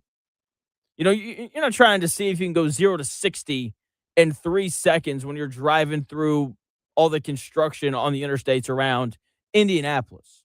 You're just trying to get it to the garage without a single scratch on the paint. You're hoping that a loose pebble doesn't crack your windshield. If C.J. Allen or A.J. Halsey even so much as like trip over a blade of grass, the entire city of Indianapolis is going to hold its breath because they have to have those guys if they're going to be good this year. This weekend is not about the highlights. It's about the bubble wrap. Make sure those two guys do not get hurt because the Colts have to have them this year if they're going to win games. They have to keep their rookies healthy through rookie camp. Okay, it is hands down the most important thing that could happen in this short period of time. Okay, I would like to hear that C.J. Allen and A.J. Halsey also looked way better than everybody else because they should. I remember A.D. Mitchell gets drafted, in the second round, and, everyone's like, A.D. Mitchell, super fast kid out of Texas, yay, all this kind of stuff.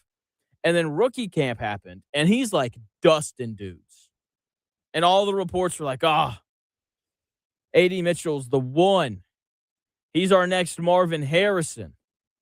He's our yada, yada, yada. All that happy hoopla, And then, we saw him play real games, and that wasn't the case anymore. But you knew that A.D. Mitchell was immensely talented immediately because of all the reports coming out of rookie camp. He was torching all these undrafted guys and guys drafted way later than he was.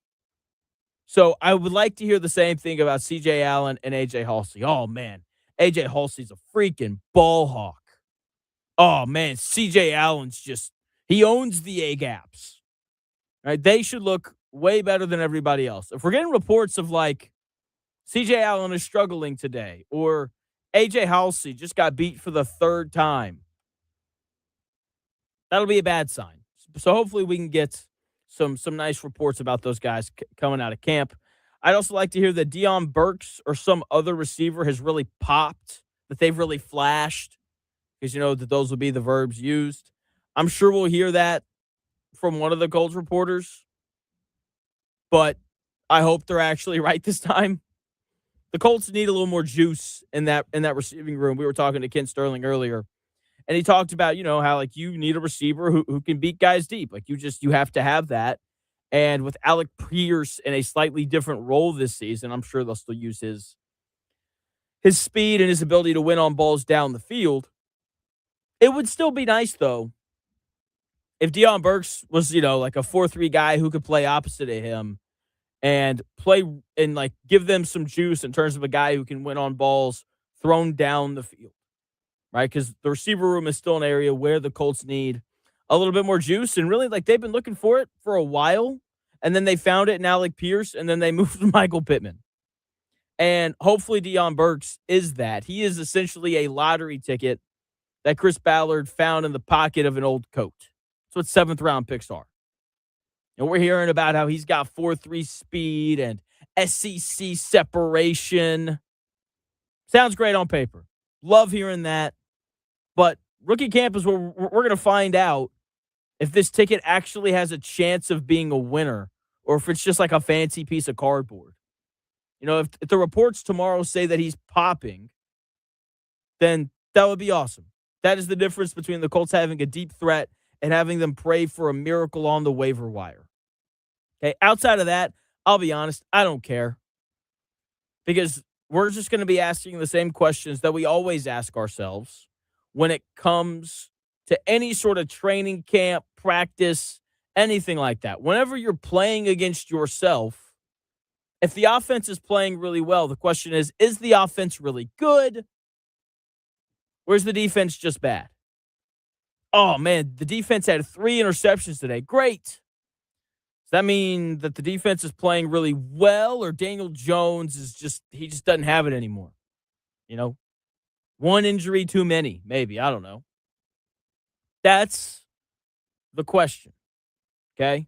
Again, the biggest thing, we want to hear that nobody got hurt. The second biggest thing, we want to hear that C.J. Allen and A.J. Halsey played well. Those are the 2 most important things that are going to happen over this short rookie camp. I'm sure that they'll install and they'll, learn all the plays and they'll do all those things. But at the same time, you need to see that those guys look way better than everybody else. Okay? Just do your thing, all right? I don't need anything too crazy. Just don't get hurt and look like a stud compared to the guys that you were supposed to be significantly better than. Simple as that. Coming up here in about 25 minutes, we'll have Alex Golden on from Setting the Pace as we continue to get ready for the NBA Draft Lottery on Sunday. We're only a few days away. We are, from Mother's Day. Because that's what we're excited about on the 10th. I am excited about Mother's Day. It's going to be good. We're going to go get lunch, I think, with my mother-in-law. I think that's what my wife said. Maybe, I don't know. And then I'll probably call my mom, and it'll be great. What are you getting your mom for Mother's Day this year, Chris? We are probably just going to go see the new Michael Jackson movie. That's what she really wanted to do. So oh, that's awesome. We're going to go check that out. Love that. She's not into, gift item things, not materialistic. Yeah. So she wants to build memories, and that's cool. That is cool. I like that. I wrote a letter to my mom. There you go. That's what I did. So my dad hit us up, and he was like, do y'all just want to write letters this year? It's like, sure. It's still thoughtful. That's a gift that lasts forever as long as you don't lose it or anything. Yeah, she does a good job of keeping stuff like that. It's like my Papa Chuck. It's my mom's dad. He writes letters. I need to write him back. And she's got like a big box where she's got all of them. And it's a cool thing. So yeah, I'm very proud of my letter. I hope my mom finds it funny and endearing and not annoying. I don't know. Ross, what's going on real quick? We only got a couple minutes until Chris's sports update. Oh, awesome. Quick trivia for you. I am sitting in Plymouth, Indiana. Do you know what NBA player is from here? Oh, man. From Plymouth? Yeah, I think he still holds the assists in a game record. Oh, yeah, it was like Orlando. 30. From Plymouth. I don't know. I can't answer it. Scott Skiles. Scott Skiles. There you go. What are you doing in Scott Plymouth? Skiles. There you go. Skiles, my bad. Work. Just work. I go all over northern Indiana, so. Okay. Yep. I was going to say, you're talking about, I have high hopes for Burks, especially like on a flyer, 7th round, all that. But the Colts just have such a history of wide receivers missing, like Chris Carter's son, and then that 6'6", 6'5" guy we drafted a couple years ago that didn't work out. So hopefully Burks can kind of contribute something. I guess everybody just kind of moves up. Last season, I remember everybody saying they liked watching the defense, and I think the defense is looking better than the offense was. A lot of people were saying that the Matt Ryan year, so hopefully things aren't that bad on offense this year, because we all remember how that season turned out. Yeah, that was a rough year. Not very good. Yeah, I'm more excited about the defense. If Deion Burks can just be what I think everyone was hoping Anthony Gould would be when they took him a couple years ago out of Oregon State in the 4th round, I'd be happy with that. Just like return kicks, have a couple receptions a game, and I'll be overjoyed at that, considering that he was a 7th round pick. Ross, I got to run. Thanks for the call, man. Later, guys. See ya. Shout out Ross for calling us. Always. Coming up here in about 20 minutes, we got Alex Golden. He's going to join the show, host of the Setting the Pace podcast. Golden Tempo has decided to do something to make me upset, and I'm going to talk about that at 2 o'clock. Before we get to that, though, we're going to throw it to Chris with our sports update. Not a super big sports update here, but it will tell you what's trending for the hour. Adam Schefter reporting that the Colts now plan to keep Anthony Richardson until the month of August, where they'll then reassess his trade market in case of any QB injuries elsewhere. So there you go. Do with that what you will. May is kind of weird without the combination of Pacers, racers, without the Pacers in there. But Andrew Nemhard will be in the fastest seat during Saturday's Grand Prix at IMS. Nemhard and Siakam also both named as 500 Festival Parade Grand Marshals. That happens downtown Saturday, May 23rd. 3 p.m. on Sunday on ABC is the NBA Draft Lottery. We already talked about that. TJ McConnell will be representing the Pacers there, and TJ's sister Megan, unfortunately waived by the Indiana Fever yesterday. There'll be more to come on The Real Jonathan Smith Show on Indy Sports Ticket 1430.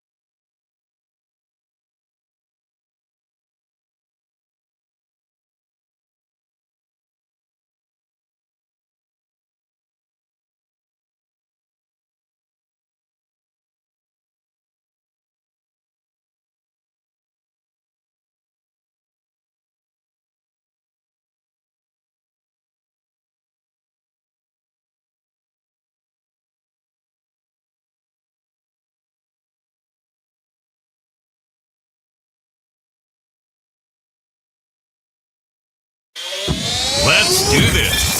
It's the Real Jonathan Smith Show on Indy Sports Ticket, 1430 AM, 93.9 HD2, and always on the free Indy Sports Ticket app. Hour number 3 of the Real Jonathan Smith Show getting underway. Alex Golden from the Setting the Pace podcast. He will join the show coming up here in about 15 minutes. Can't wait to have him on. Before we do that and we talk Pacers, I want to talk a little bit about Golden Tempo, because Golden Tempo has made me upset. Jeez Louise, man. I just think that in sports, it's about competing, right? It's about proving yourself. It's about showcasing yourself and why you're better than everybody else. And there's just nothing better than winning something. Doesn't matter what it is. Like the joy I get from beating people in pickleball, pickup basketball, cards, video games. If you want to go out in the parking lot right now and have a foot race, like let's do it. It is an elite feeling knowing that you beat somebody in something. Every time you have the chance to compete at something, if you're healthy enough to do it, you should do it. Golden Tempo is not going to compete in the Preakness Stakes. This is the second leg in the Triple Crown, and it's insane to me. Winning the Triple Crown in horse racing, it's a huge deal. Only 13 horses have ever done it. The most recent one was Justify in 2018. They're sitting Golden Tempo out for health reasons. Long-term health, all this kind of stuff. I find that insane. The Secretariat didn't need 3 weeks of load management back in 1978, if I remember the year on that correctly. Citation and Seattle Slew didn't need a spa day between races. These are horses bred to run. Okay, those horses ran because they were champions. And by sitting out, Golden Tempo's team isn't, I don't think, protecting the horse. I think they're just protecting their brand. Like, you can't build a legendary brand by sitting in the barn when you're potentially on the verge of winning the Triple Crown. Go win all 3. Look at Fernando Mendoza last year. He was the college quarterback that won the Heisman, led his team to a national championship game, and then later on became the number 1 overall pick. That is the Triple Crown of college football. If you do all of that in a single year, it's pretty legendary. It is. The only other guy that I can really think of that did that's Cam Newton. Imagine if he won the Heisman, Fernando Mendoza, then led his team to the national championship game. And then right before the game, Curt Cignetti came out, stepped up to the podium, and said something like, we love Fernando, great player. He's a little tired, so we're actually going to sit him out of the title game so he's fresh for the NFL Combine and his Indiana Pro Day so that he can be the number 1 overall pick and have a nice NFL career.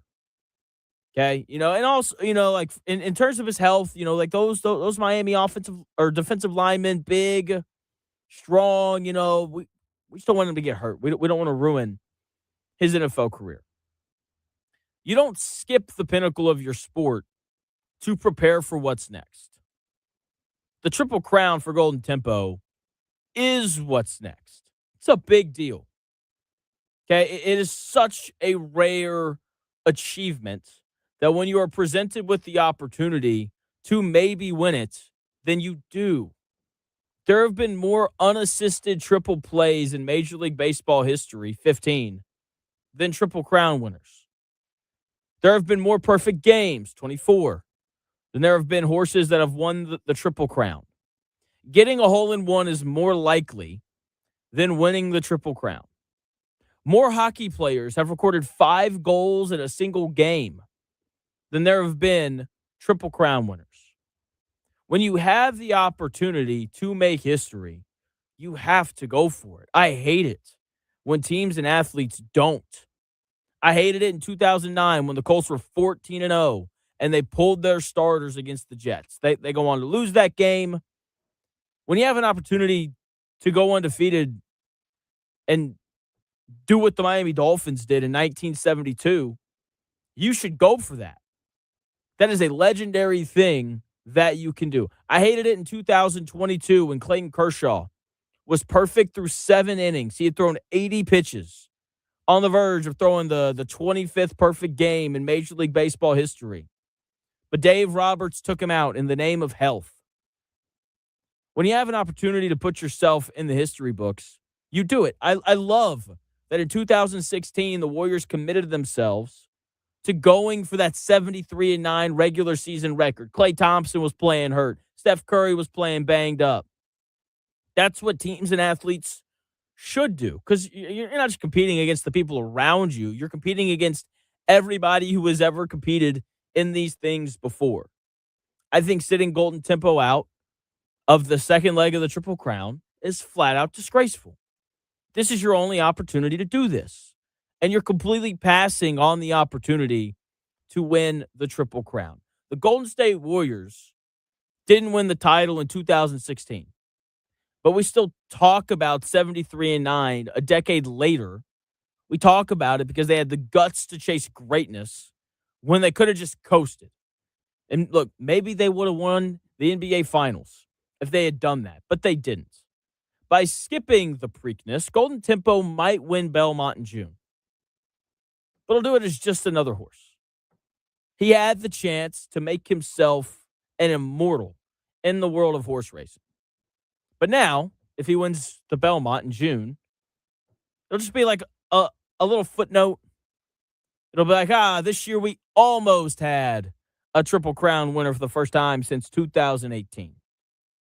I'm not a horse trainer, but if all these other horses have been able to run in all 3 races, I just don't understand why Golden Tempo would be any different than the other horses. All right? So, again, Ross earlier in the YouTube chat commented about Tyrese Halliburton. That dude is going to be a Pacer legend forever. Tyrese Halliburton is going to be remembered forever, no matter what happens through the rest of his career. Because last year in Game 7, he knew the risks.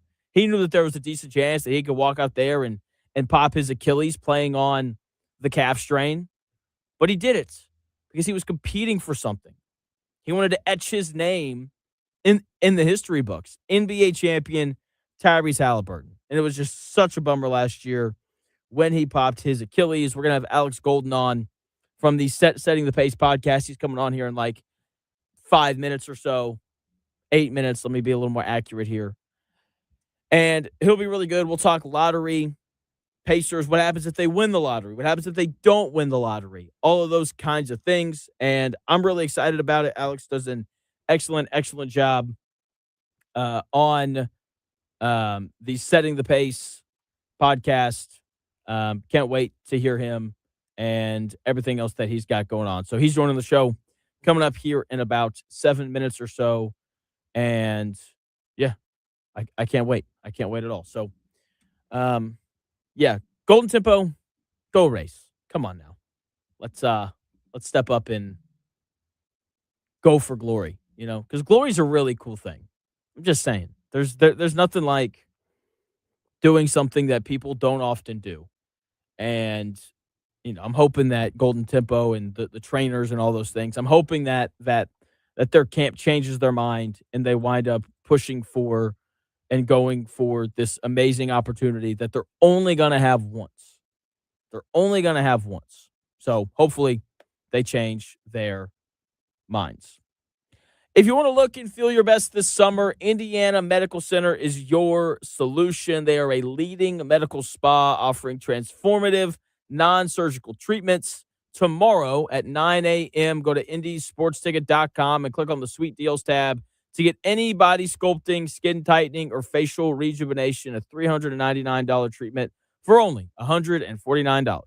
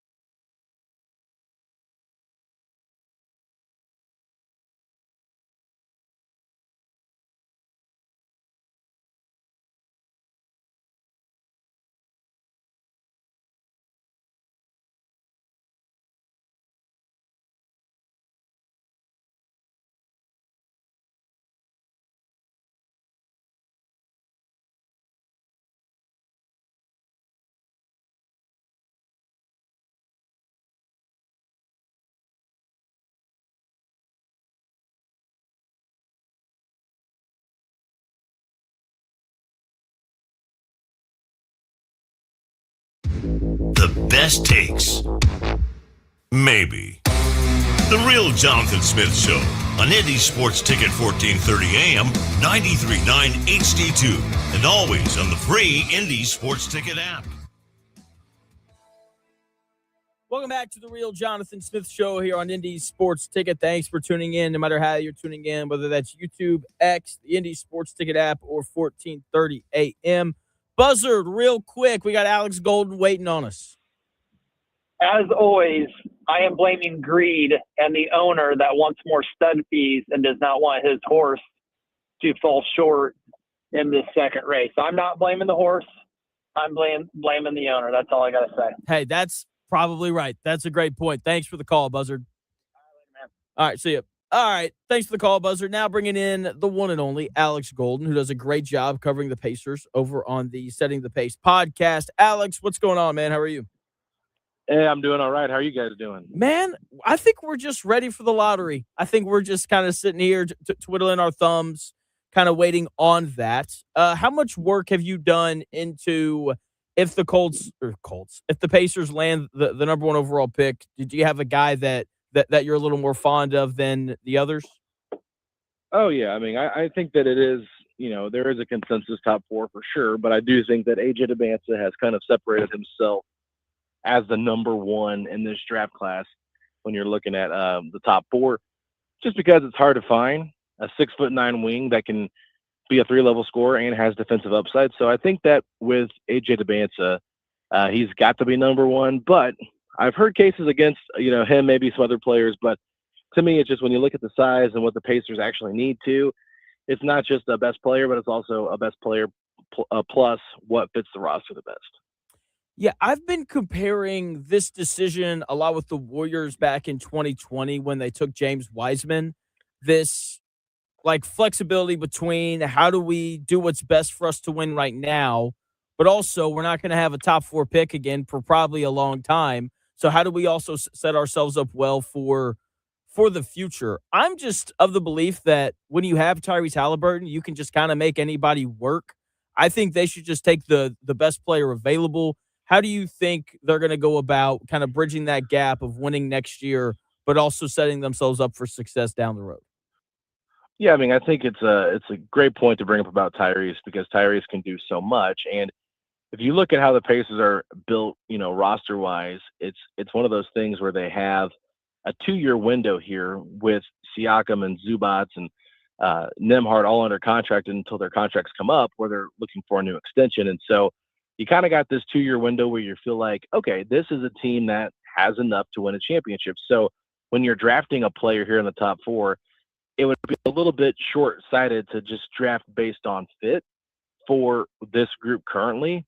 But at the same time, I think that not always drafting if you don't draft for fit, sometimes it can come back to bite you in the butt. We see a lot of times where teams will draft somebody because they're the best talent on the board, but they don't really make sense for what their roster construction actually is or what their team, because Tyrese is the guy, right? So that's the thing, you're going to build around Tyrese. I think a lot of players can fit around Tyrese, but for, in other situations, there's teams that are, built differently. And like this player doesn't really mix with this player, but we're going to go ahead and take him. So I think that while best player available is a common thing we hear a lot when you're talking about drafting players, it is important, but it's also important if they're in the same tier to pick the best fit for your team moving forward. So I think there could be some debate in terms of like the best fit in terms of like that 2 through 4 range.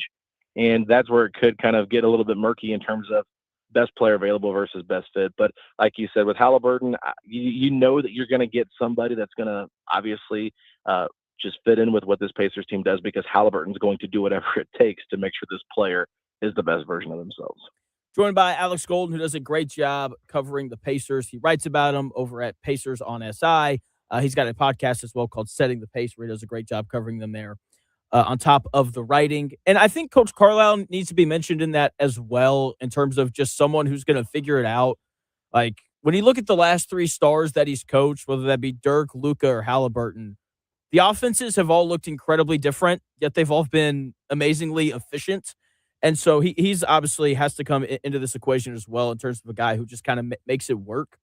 I am curious, you watched a lot of the Pacers this last year, and it was a weird season. I think everyone kind of expected for them to be bad, but I kind of like watching bad teams because you see young guys kind of emerge a little bit. Was there a guy this year that you watched for the Pacers that you were like, wow, he got so much better from the start of the year to the end of the year? Yeah, I think the default answer would be Jarris Walker because Jarris Walker had such a rough start to the beginning of the year, and there was a point where the Pacers were playing two-way or guys on 10-day contracts over Jarris Walker. And so I think for Jarris to kind of have that turnaround right there around late December, early January, and then kind of flourish as just a more offensive minded is the wrong way to put that. He flourished more in terms of like being confident in who he is, playing with more force. And so I felt like we saw a different version of Jarris, but I would say defensively, there is still a lot to be desired with him as an on-ball defender. He was drafted for his on-ball defense. He was drafted as a power forward, but then when he came into the league, the Pacers kind of filled up their power forward spot with acquiring Toppin and Siakam. So that pushed Jarris, into the 3 spot. And so he's kind of had to change positions. And if you've watched any of Jarris Walker defensively, you notice he doesn't really take the best matchups. There was a game against the Bucks this year when they were on the road in Milwaukee, and you're thinking, like you said, this is a bad team. This is a great opportunity to see somebody develop and grow. The Pacers elected to put Jalen Slauson on Giannis Antetokounmpo, and then they put Zubats on Antetokounmpo in that game as well.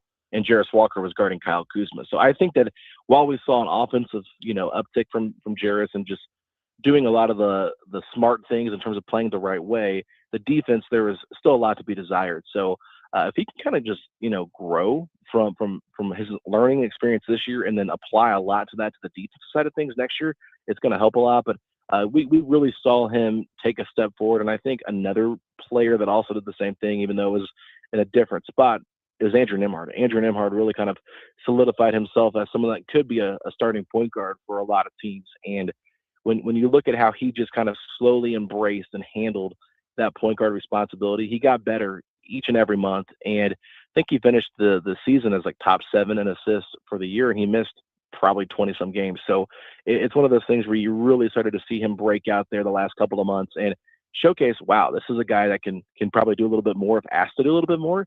And I think that's really reassuring, knowing that you've got this star in Halliburton coming back, but you don't have to put all this pressure on him because you've got another guy out there that can run point, and Andrew Nembhard. Joined by Alex Golden talking Pacers. And, you mentioned Zubac there, a guy that when the trade happened, I had some friends telling me that the Pacers gave up too much. My response was, I can see you're not staying up till 1 a.m. watching the Clippers play. I love Zubac. He is, he's a lot of what the Pacers need in a center. Sets great screens, defends the rim, great roller to the basket, makes good passes out of the short roll. I really like his game. And for those who haven't seen a ton of Zubac, what do you think he's going to bring to the Pacers next year? Yeah, so it's really funny because when you think about Benedict Mathurin, who was involved in this trade, one of the things about Mathurin was his style of play didn't really fit with what the Pacers wanted to do. And then when they traded for Zubac, you're kind of thinking to yourself, this is a guy that's more of like a low post kind of guy, lives in the paint. He likes to do a lot of pick and rolls with James Harden or whoever his point guard is, right? You're thinking, how does he fit in with the Pacers? What is he going to do stylistically that is going to help this team? Well, one of the best things that we saw in the 5-game sample size was just incredible screening and his ability to read and make quick passes. The Pacers love to pass the ball and keep the ball moving, keep the offense flowing. And I think he's going to be just dynamic in that situation. He's going to set screens that they've never had before. These guards never had before. That's going to create so much space. If he can roll to the rim, it's going to cause a lot of rim pressure that we never really saw with Miles Turner, who was more of a pick and pop kind of 3. Or pick and pop kind of 5, shooting the 3. And then, of course, when he's in that short roll, if teams collapse on him to stop him from getting to the rim, he can spray it out to shooters. So I think there's a lot of upside there. The confusion, I think, that will be – not the confusion, the part that of his game that'll be the biggest for him to develop is going to be how they use him schematically on the defensive side of things, because he is one of those centers that likes to play drop coverage, and it's not one that he's used to going out there on the perimeter and guarding guards and being switched on to guards, but he's also done that at times too with the Clippers. So I just think he feels more comfortable in drop coverage, and so we'll see how they kind of decide to, schematically put him out there on the floor and what would be best for the team overall. But there's just so much that he brings to the table. He's a great rebounder as well. He has great touch. He's just a very smart player. But one of the things he mentioned during this, 5-game stretch here is, wow, I've really got to get in shape to play the style and the pace the Pacers want to play. So we know that that's going to be probably priority number one for him in the offseason is getting in shape. And then priority number two, can this guy develop a 3-point shot? We saw glimpses of it in shoot-arounds where he would go around the horn and shoot threes. I wouldn't be surprised if the coaching staff is asking him to add that to his game. Not to be a average 3-point shooter, but just a respectable one, probably somewhere in the low 30s, because if he can knock down a 3 here and there throughout a game, it's going to make teams kind of have to honor that a little bit more. And I know he's going to be open at times from 3. So it's just another thing he can add to his game. But this is a guy that's in the middle of his prime, and you did give up a lot to get him. But at the same time, this is a championship window right now, and you have to make big moves like that, especially when there's such a glaring hole at your center spot. Totally agree. Joined by Alex Golden, who does a great job covering the Pacers over on his Set the Pace podcast. He writes about them as well over on SI.com. And, the lottery is coming up on Sunday, and I know everyone is locked into top 4. But there is a scenario where the Pacers lose their pick. And I'm assuming you saw this. Rick Carlisle had a quote earlier on in the week where he talked about this kind of being a win-win thing because they can take that money and use it in free agency. Who are maybe not specific players, but let's say the Pacers lose their pick. What kind of players do you think they would be looking to bring in? Yeah, I mean, I don't know if I necessarily agree with what Rick Carlisle said, or I think Chad Buchanan said the same thing. We view it as a win-win if we don't get this pick. That's the right way to frame it to your fan base. But, they won't necessarily have all of their full mid-level exception to go out there and get somebody, but they could use a good portion of their mid-level exception, taxpayer mid-level exception, if they miss out on this pick and then they make a few roster moves here and there to get under the tax, because they are flirting right above it, and they are going to become a first apron team if they do get this pick. So anyway, sorry, I just had to say that. No, you're good. You're good. It's easier for me to kind of set everything up. But in terms of what position they should go after, you replace Turner with Zubats, but what do you have to give up in that trade? You got to give up your bench scorer. And so I think you have to find some bench scoring. I'm not sold on Jarris Walker being, the Benedict Mathurin replacement, but I wouldn't be surprised if we saw the Pacers be a little bit more aggressive and maybe go out and try to target somebody like CJ McCollum. I know you said you didn't have to have names, but that's the name I'm going to throw out there. He's 35 years old, but we saw what he did against the Knicks as part of the Hawks team. And so clearly I think the Hawks needed him to be more of a prominent scorer than the Pacers would need him to be. But if he could just come to a veteran team like this, understand that they're trying to win a championship and be a part of that, I think it would make a lot of sense. Chris Middleton's another name that, while he has had an injury-prone career, he did play a little bit more last year. And so if he can at least step up and maybe come in and play limited minutes off the bench, it might be a different role for him, but still somebody that can put the ball in the basket. So that's kind of what I'm thinking, more of a veteran that can put the ball in the hoop and, understands the task at hand. Like, we're trying to win a championship and is not trying to worry about making themselves the next contract. So that's what I'd look at. And also, just real quick, if you're not sold on Jay Huff and Micah Potter, I would not be surprised if the Pacers look to try to upgrade at the backup center spot as well. Yeah, I was thinking backup center, even though I do really like Jay Huff. I think it is so important. Again, joined by Alex Golden talking Pacers. I just think that over the course of the playoffs, it is really nice if you can adapt and play different styles. And I think the most important part of that is having a center who, a guy kind of like Zubac, who's more of a bruiser, kind of like what you said earlier, versus then being able to bring in a guy like Jay Huff who can space the floor a little bit better, but can still protect the rim. So I'm with you. I don't know if Jay Huff's necessarily the guy to do that, but if they went out and found a stretch 5, I don't think that would be surprising. The other thing with Mathurin leaving after the scoring, because that is obviously the most important thing that you're trying to replace, he rebounded the ball really well as on top of that. So if they were to go find an off the bench scorer, I kind of like the idea of a wing who can rebound a little bit as well.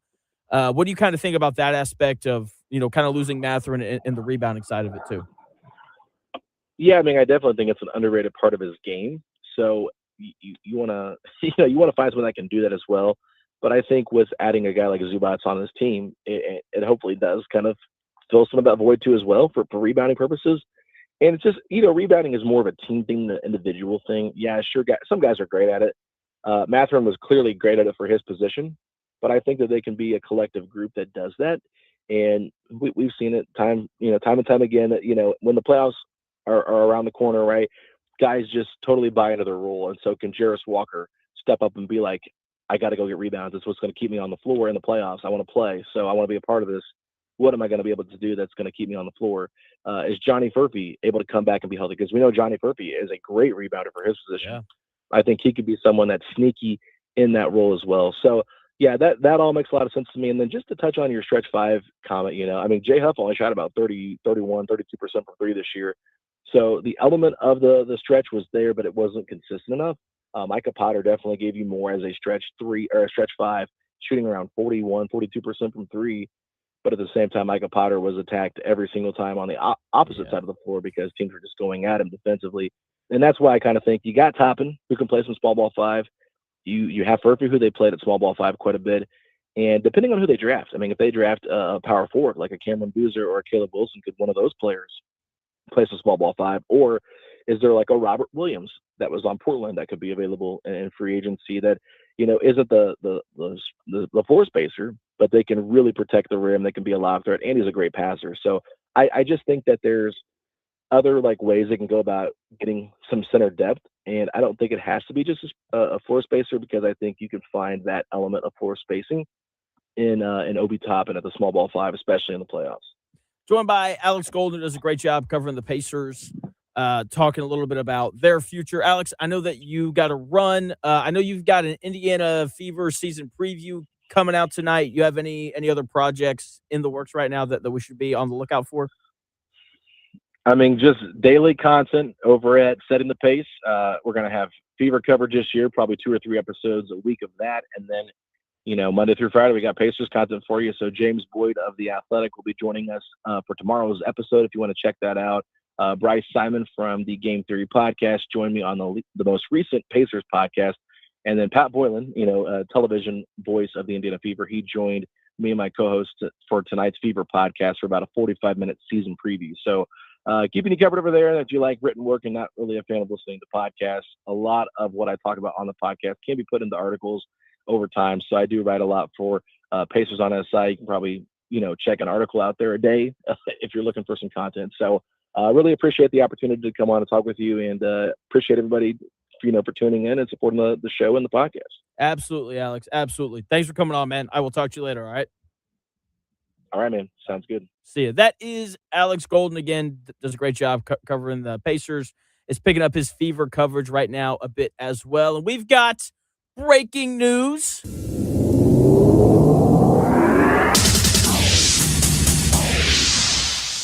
The Indianapolis Colts decided to be idiots.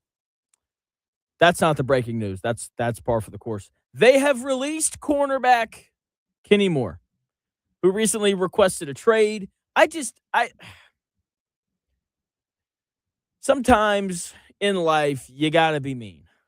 Sometimes in life, you got to be a jerk. And I think one of the downfalls of Chris Ballard is he's just too nice. Everyone says that Chris Ballard's a nice guy. I don't doubt it. But he did Kenny Moore a favor. He said, you know what, Kenny? You've helped us go 500 for the last decade. So I'm going to cut you some slack, and we're just going to let you leave. Have a good one, man. That's not what they should have done. They should have done what they're doing with Anthony Richardson. Adam Schefter had a report earlier today where he said that the Colts are going to hold on to Anthony Richardson and trade him after some other quarterback gets hurt. That's smart. That's what they should do. That's what they should have done with Kenny Moore. I don't understand why you are implementing that strategy with one guy, but not the other. It's insane to me. Actually, no, I know why they're doing it. They're doing it because Kenny Moore's been around longer, and they feel like for some reason they owe Kenny something. That's what the money's for. That's what you owe him. You don't owe him any favors or anything like that. Now, Kenny Moore, a good football player, is going to become a free agent. And now instead of the Colts landing like a fifth-round pick for him, they're getting absolutely nothing. They're getting jack squat for him. And I think that is a terrible, terrible idea. So I just, just more ineptness from the Indianapolis Colts. It's par for the course at this point. And, hopefully the Colts wise up at some point and they get someone else in that front office who steps in and says, hey, we don't know these players anything. Pay them a bunch of money. Why? Like, we're releasing Kenny Moore because we like him? Because he's been loyal to us? So what? Who cares? Keep him, make him play for a month, and then move him when someone else gets hurt. So, geez, man. Early predictions for where he ends up. What's up, Chris? Oh, go ahead. Oh, that was a loud cough. I was like, oh. No, sorry. I was going to add that along with Kenny Moore, Colts also released Nasir Adderley and waived linebacker John Bullock. So there you go. There you go. Few John roster Bullock. moves. What a bummer. No John Bullock this year. Jeez, man. No day 3 linebacker to miss more tackles. Like, what are we going to do? What are we as Colts fans going to do?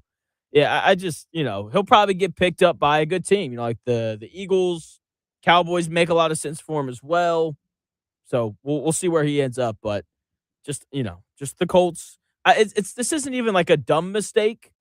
I just don't like the process with which they are letting him leave. Like, I just trade him. Make him stay here through training camp. Justin Wally and Hunter Wohler, 2 players in your secondary, got hurt during training camp last year. That's going to happen somewhere else this year. Could happen here. Very possible.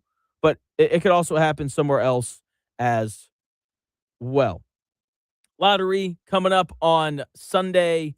Can't wait for it. I ranked all 14 lottery teams in order of who is most deserving and who is least deserving of the number 1 overall pick. I will give you that list in 3 minutes.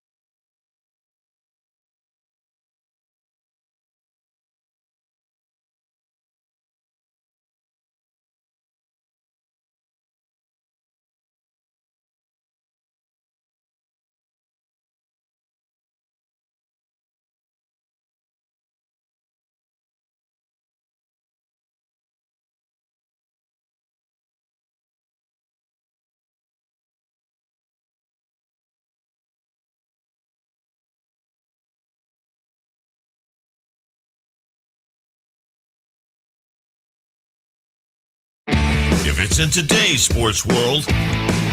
It's here. The Real Jonathan Smith Show on Indy Sports Ticket 1430 AM, 93.9 HD2, and always on the free Indy Sports Ticket app. Welcome back to the Real Jonathan Smith Show here on Indy Sports Ticket. Thank you for tuning in, no matter how you're tuning in, whether that's YouTube, X, the Indy Sports Ticket app, or 1430 AM. So many ways to listen. Really no excuse not to at this point. We're just rolling right along. The Colts have released Kenny Moore, as Chris Ballard said that he would. So incredibly dumb. Should have held on to him, at least through training camp.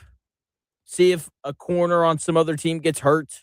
Then maybe you have a deal that you can make. I know this concept is not beyond the Indianapolis Colts because it's what they're doing with Anthony Richardson. So, just more lackluster general managing from the blue chip general manager, that is Chris Ballard. We got the NBA Draft Lottery coming up on Sunday. It's only a few days away. We're all looking forward to seeing where the Pacers end up in the draft. I like the lottery.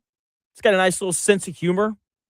For example, the Mavericks winning the lottery after committing the worst trade in NBA history last year. Pretty funny. There's a weird feeling of like karma kind of around the NBA draft.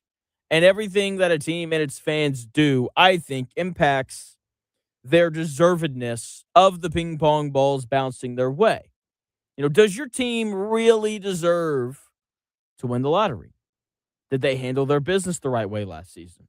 Did they embarrass themselves with a tanking fiasco? Did they make a shady trade that inadvertently impacted the playoff race? Did they do anything that made you say they just took a poop on their fans? Have you ever, or have they been so inept over so many years that their ineptitude just shouldn't be rewarded anymore? Did they make any aggressively stupid decisions like circumventing the cap to pay Kawhi Leonard more money? All these things matter. Let's get into my 2026 NBA Draft Lottery list of who deserves the number one overall pick the most. I think if we made everybody that watches the NBA make this list, I think everyone would have the Oklahoma City Thunder at number 14. The Thunder don't need any more help. They've had several good picks over the recent years, right? They took Josh Giddey 6th overall. They took Jet Holmgren 2nd overall. They took Jalen Williams 12th overall, and they took Nikola Topic 12th overall a couple of years ago. Before that, they got to draft Russell Westbrook, Kevin Durant, and James Harden, all with top 4 picks. Giving the Thunder the number 1 pick is like giving a billionaire a scratch-off ticket. They've already won the game. At this point, it's just greedy. Just let the rest of the neighborhood have a chance at the prize. Number 13, I've got the Charlotte Hornets. They've had their fair share of lottery luck here recently. That's why I have them so low on the list. They drafted LaMelo Ball with the 3rd pick, Brandon Miller with the 2nd, and Con Knipple with the 4th. So, again, they've had their fair share of lottery luck. It's a nice core. They're moving in the right direction. But due to their recent lottery luck, they don't deserve the top pick as much as some of the other teams in front of them. Number 12, I have the Bulls. The Bulls could have the number 1 pick 3 years in a row, and they would find a way to go 500. They have no plan whatsoever other than make the play-in. Whoever they take with their pick, I can almost guarantee you won't reach their full potential. Players seem to leave their team and always get better. Ayo Dosunmu being the latest example of that.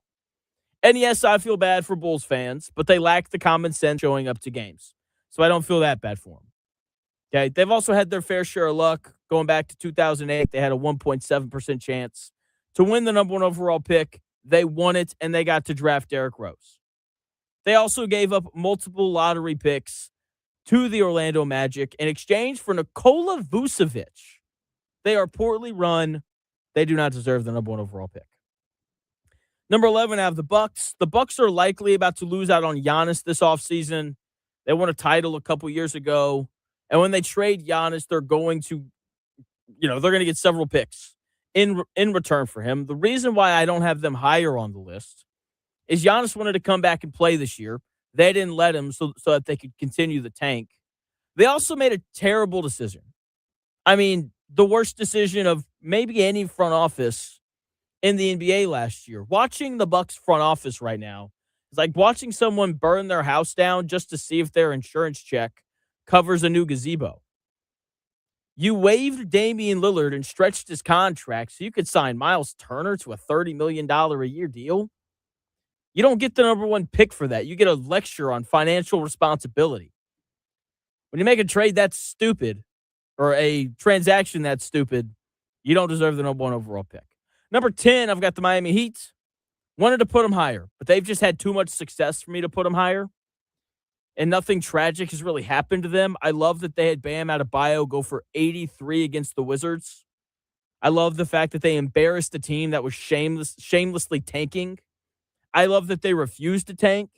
They have a great front office. They have a plan. I think they have a lot of nice pieces. They just need a star player.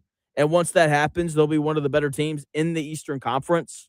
I think that they do the things the right way, but they just don't have as rough of a history as the teams in front of them, so I got to leave them at 10. Number 9, I have the Utah Jazz. A lot of people would probably have them higher because luck has not been on their side. They have never moved up in the NBA draft lottery. And that alone, you could argue, is like makes them deserving of higher than the 9th spot. Here's my issue. The way they tanked this year was flat out disgraceful, and it was an embarrassment.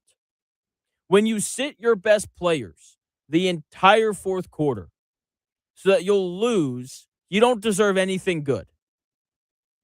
When you get fined for that and respond by having every player on your roster have season-ending surgery, then you don't deserve for the ping pong balls to bounce your way. Their fans deserve a winner. I like their front office. I like Danny Ainge. But the tanking was so blatantly bad that I hope that they land like the 13th pick in the lottery. Number 8, I have the Dallas Mavericks. They still have some deservedness after what transpired after the Luka trade last year. Nico Harrison set that franchise back years.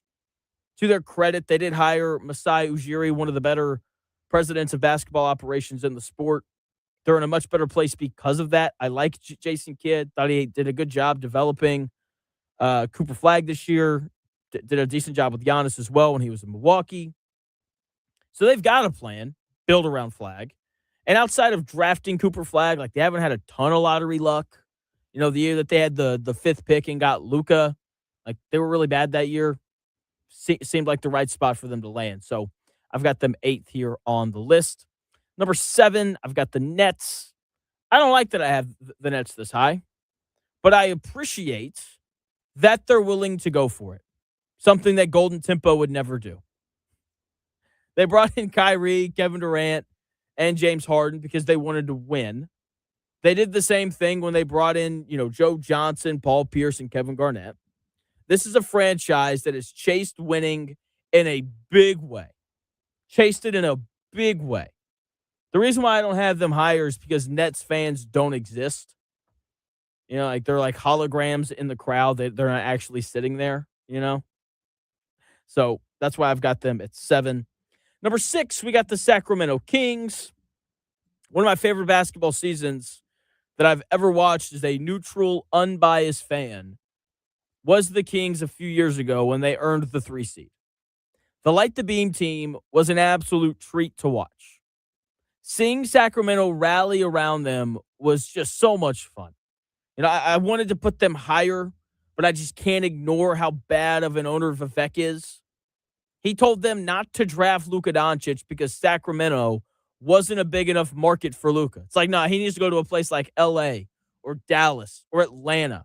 He's just too big to live in Sacramento. Just ignore the fact that he's from one of the smallest countries in the world. So I don't understand why they brought in DeMar DeRozan and Russell Westbrook in a year where they needed to tank. I'm not sure that whoever they take is going to develop into the best version of who they can be. Doug Christie, not a very good head coach. Dude had the lead late in the fourth quarter and called a timeout so he could call a cool out-of-bounds play. Not a fan of that. But I do feel for their fans because they do a great job of rallying around their sports teams. Very similar to how we do that here in Indianapolis. So I have them 6th. Number 5, I have the Golden State Warriors. Is another team that doesn't try to tank. I think Steph Curry is one of the most likable people in the history of basketball. I probably have a bias here because I do really like Steph, but I like their front office. I think they're going to bring Steve Kerr back. So whoever they draft, I think is going to have a nice coach to develop them. They've had some lottery luck lately. They just haven't used it very well. So I had to dock them a little bit for that.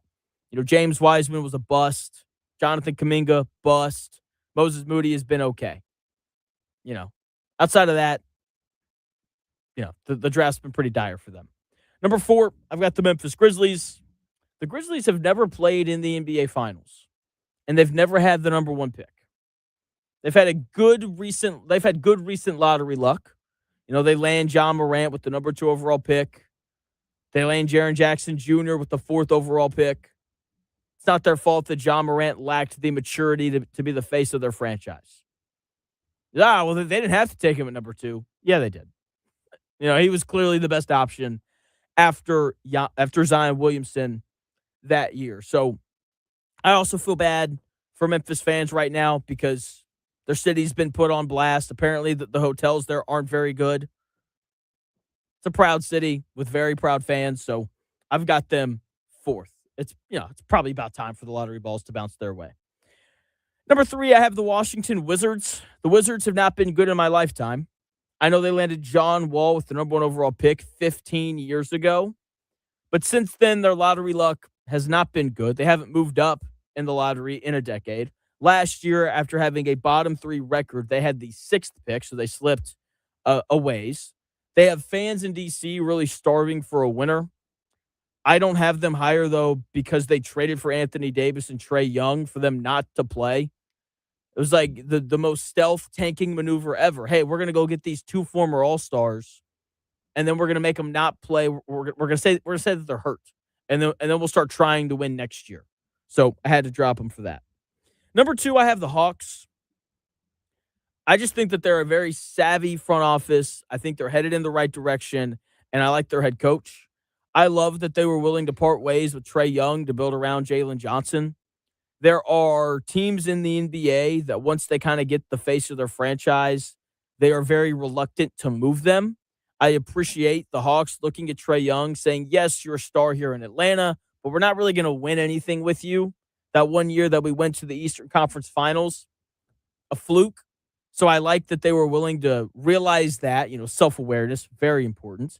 I like that they were able to realize that and then kind of shift to building around Jalen Johnson. They move Trae Young. They start winning a bunch of games, and they make the playoffs this year. They very easily could have tanked, but they didn't, and I greatly appreciate that. The reason why they're not number 1, they have had pretty good lottery luck. A few years ago, they landed the number 1 overall pick, probably landed the number 1 overall pick in the worst draft to ever land the number 1 overall pick. They ended up with Zachary Richeche. I also like how last year during the draft, they made a brilliant trade with the Pelicans to acquire the Pelicans' first-round unprotected pick this year. That savviness has to be rewarded. I like Quinn Snyder. I think they have a clear plan, and I trust Quinn Snyder to develop whoever they take. And then number 1, I, of course, have the Indiana Pacers. They've done everything right. They didn't try to tank this year, immediately at least, like some of these other teams did, like Utah and Washington. Here's the biggest thing, though. Their best player tore his Achilles in Game 7 of the NBA Finals. I don't know what gives you more deservedness than that. That's like a traumatic experience. They've never really tanked. They made a trade during the finals to get their pick this year back. Incredibly smart. They have incredible fans. They've never had the number 1 pick. They've never had a former number 1 overall pick play for them. Again, they have a clear plan. Rick Carlisle does an excellent job developing young players. He's hard on them, right? He has a high standard for them, but they grow, they improve, they're well run, and they check every box of a team that deserves the number 1 pick. The odds have not fallen in their favor in that regard in their history. They've had some traumatic stuff happen to them recently, and they didn't come into the year trying to tank. Okay, the lottery, it's not just about odds, it's a mirror. I think it shows you exactly what you put into the game, and I think after years of doing it the right way, only to have the rug pulled out from under them in the finals last year, the Pacers are done waiting for a break. I think this is the year that the balls bounce in their favor, and they end up with the number 1 overall pick. I'm not just saying that to pander. I think that based on my criteria, the Pacers are pretty obviously the most deserving team of the number 1 pick. Chris, thoughts on that? I learned a lot today. Yeah. Oh, You that's know? right. We got to do that. I forgot about that. So there's a lot of information. Very well said. At the end of every show, we're going to try another new segment called What Did We Learn Today? All right, class. What did we learn today? So this is basically just the review of the show in my head and basically what I learned today. Just some pointers in case you missed a lot of the show. You can check out the podcast uploaded later. So check it out. Here's what I learned today on the Jonathan Smith Show. The first one, Jonathan missed last night's playoff games because he was line dancing. I was. And he will not sing karaoke. Also, Jonathan doesn't care that the studio was freezing today. You guys didn't know that, but that's what I learned. Also learned that hotels in Memphis are dirty. And we both learned that caller Randy knows more about racehorses than we do and did not want to share with us. We did learn that. I also learned that Scott Skiles is from Plymouth, Indiana. So there you go. Jonathan also will not be going to the moon anytime soon. And last but not least, what I learned today is that I'm going to need Jonathan to use smaller words because words like deservedness and circumventing do not sound like real words. And that is what I learned today on the Real Jonathan Smith Show. That's perfect. That was awesome. Chris, thanks for that. We're keeping that. That's a great way to end the show. That's great. Good. Thank you for the sports updates today, Chris. Thank you to everyone who called in. Heath, have a great time at Holiday World. We're giving away more Holiday World tickets tomorrow. We will have Mother's Day themed trivia. It'll be a blast. We've got Zach Gray joining at 1, Zach Hicks joining at 2, maybe Eddie White. We'll see. So tomorrow's show is going to be great. We will talk to you tomorrow starting at noon. See ya.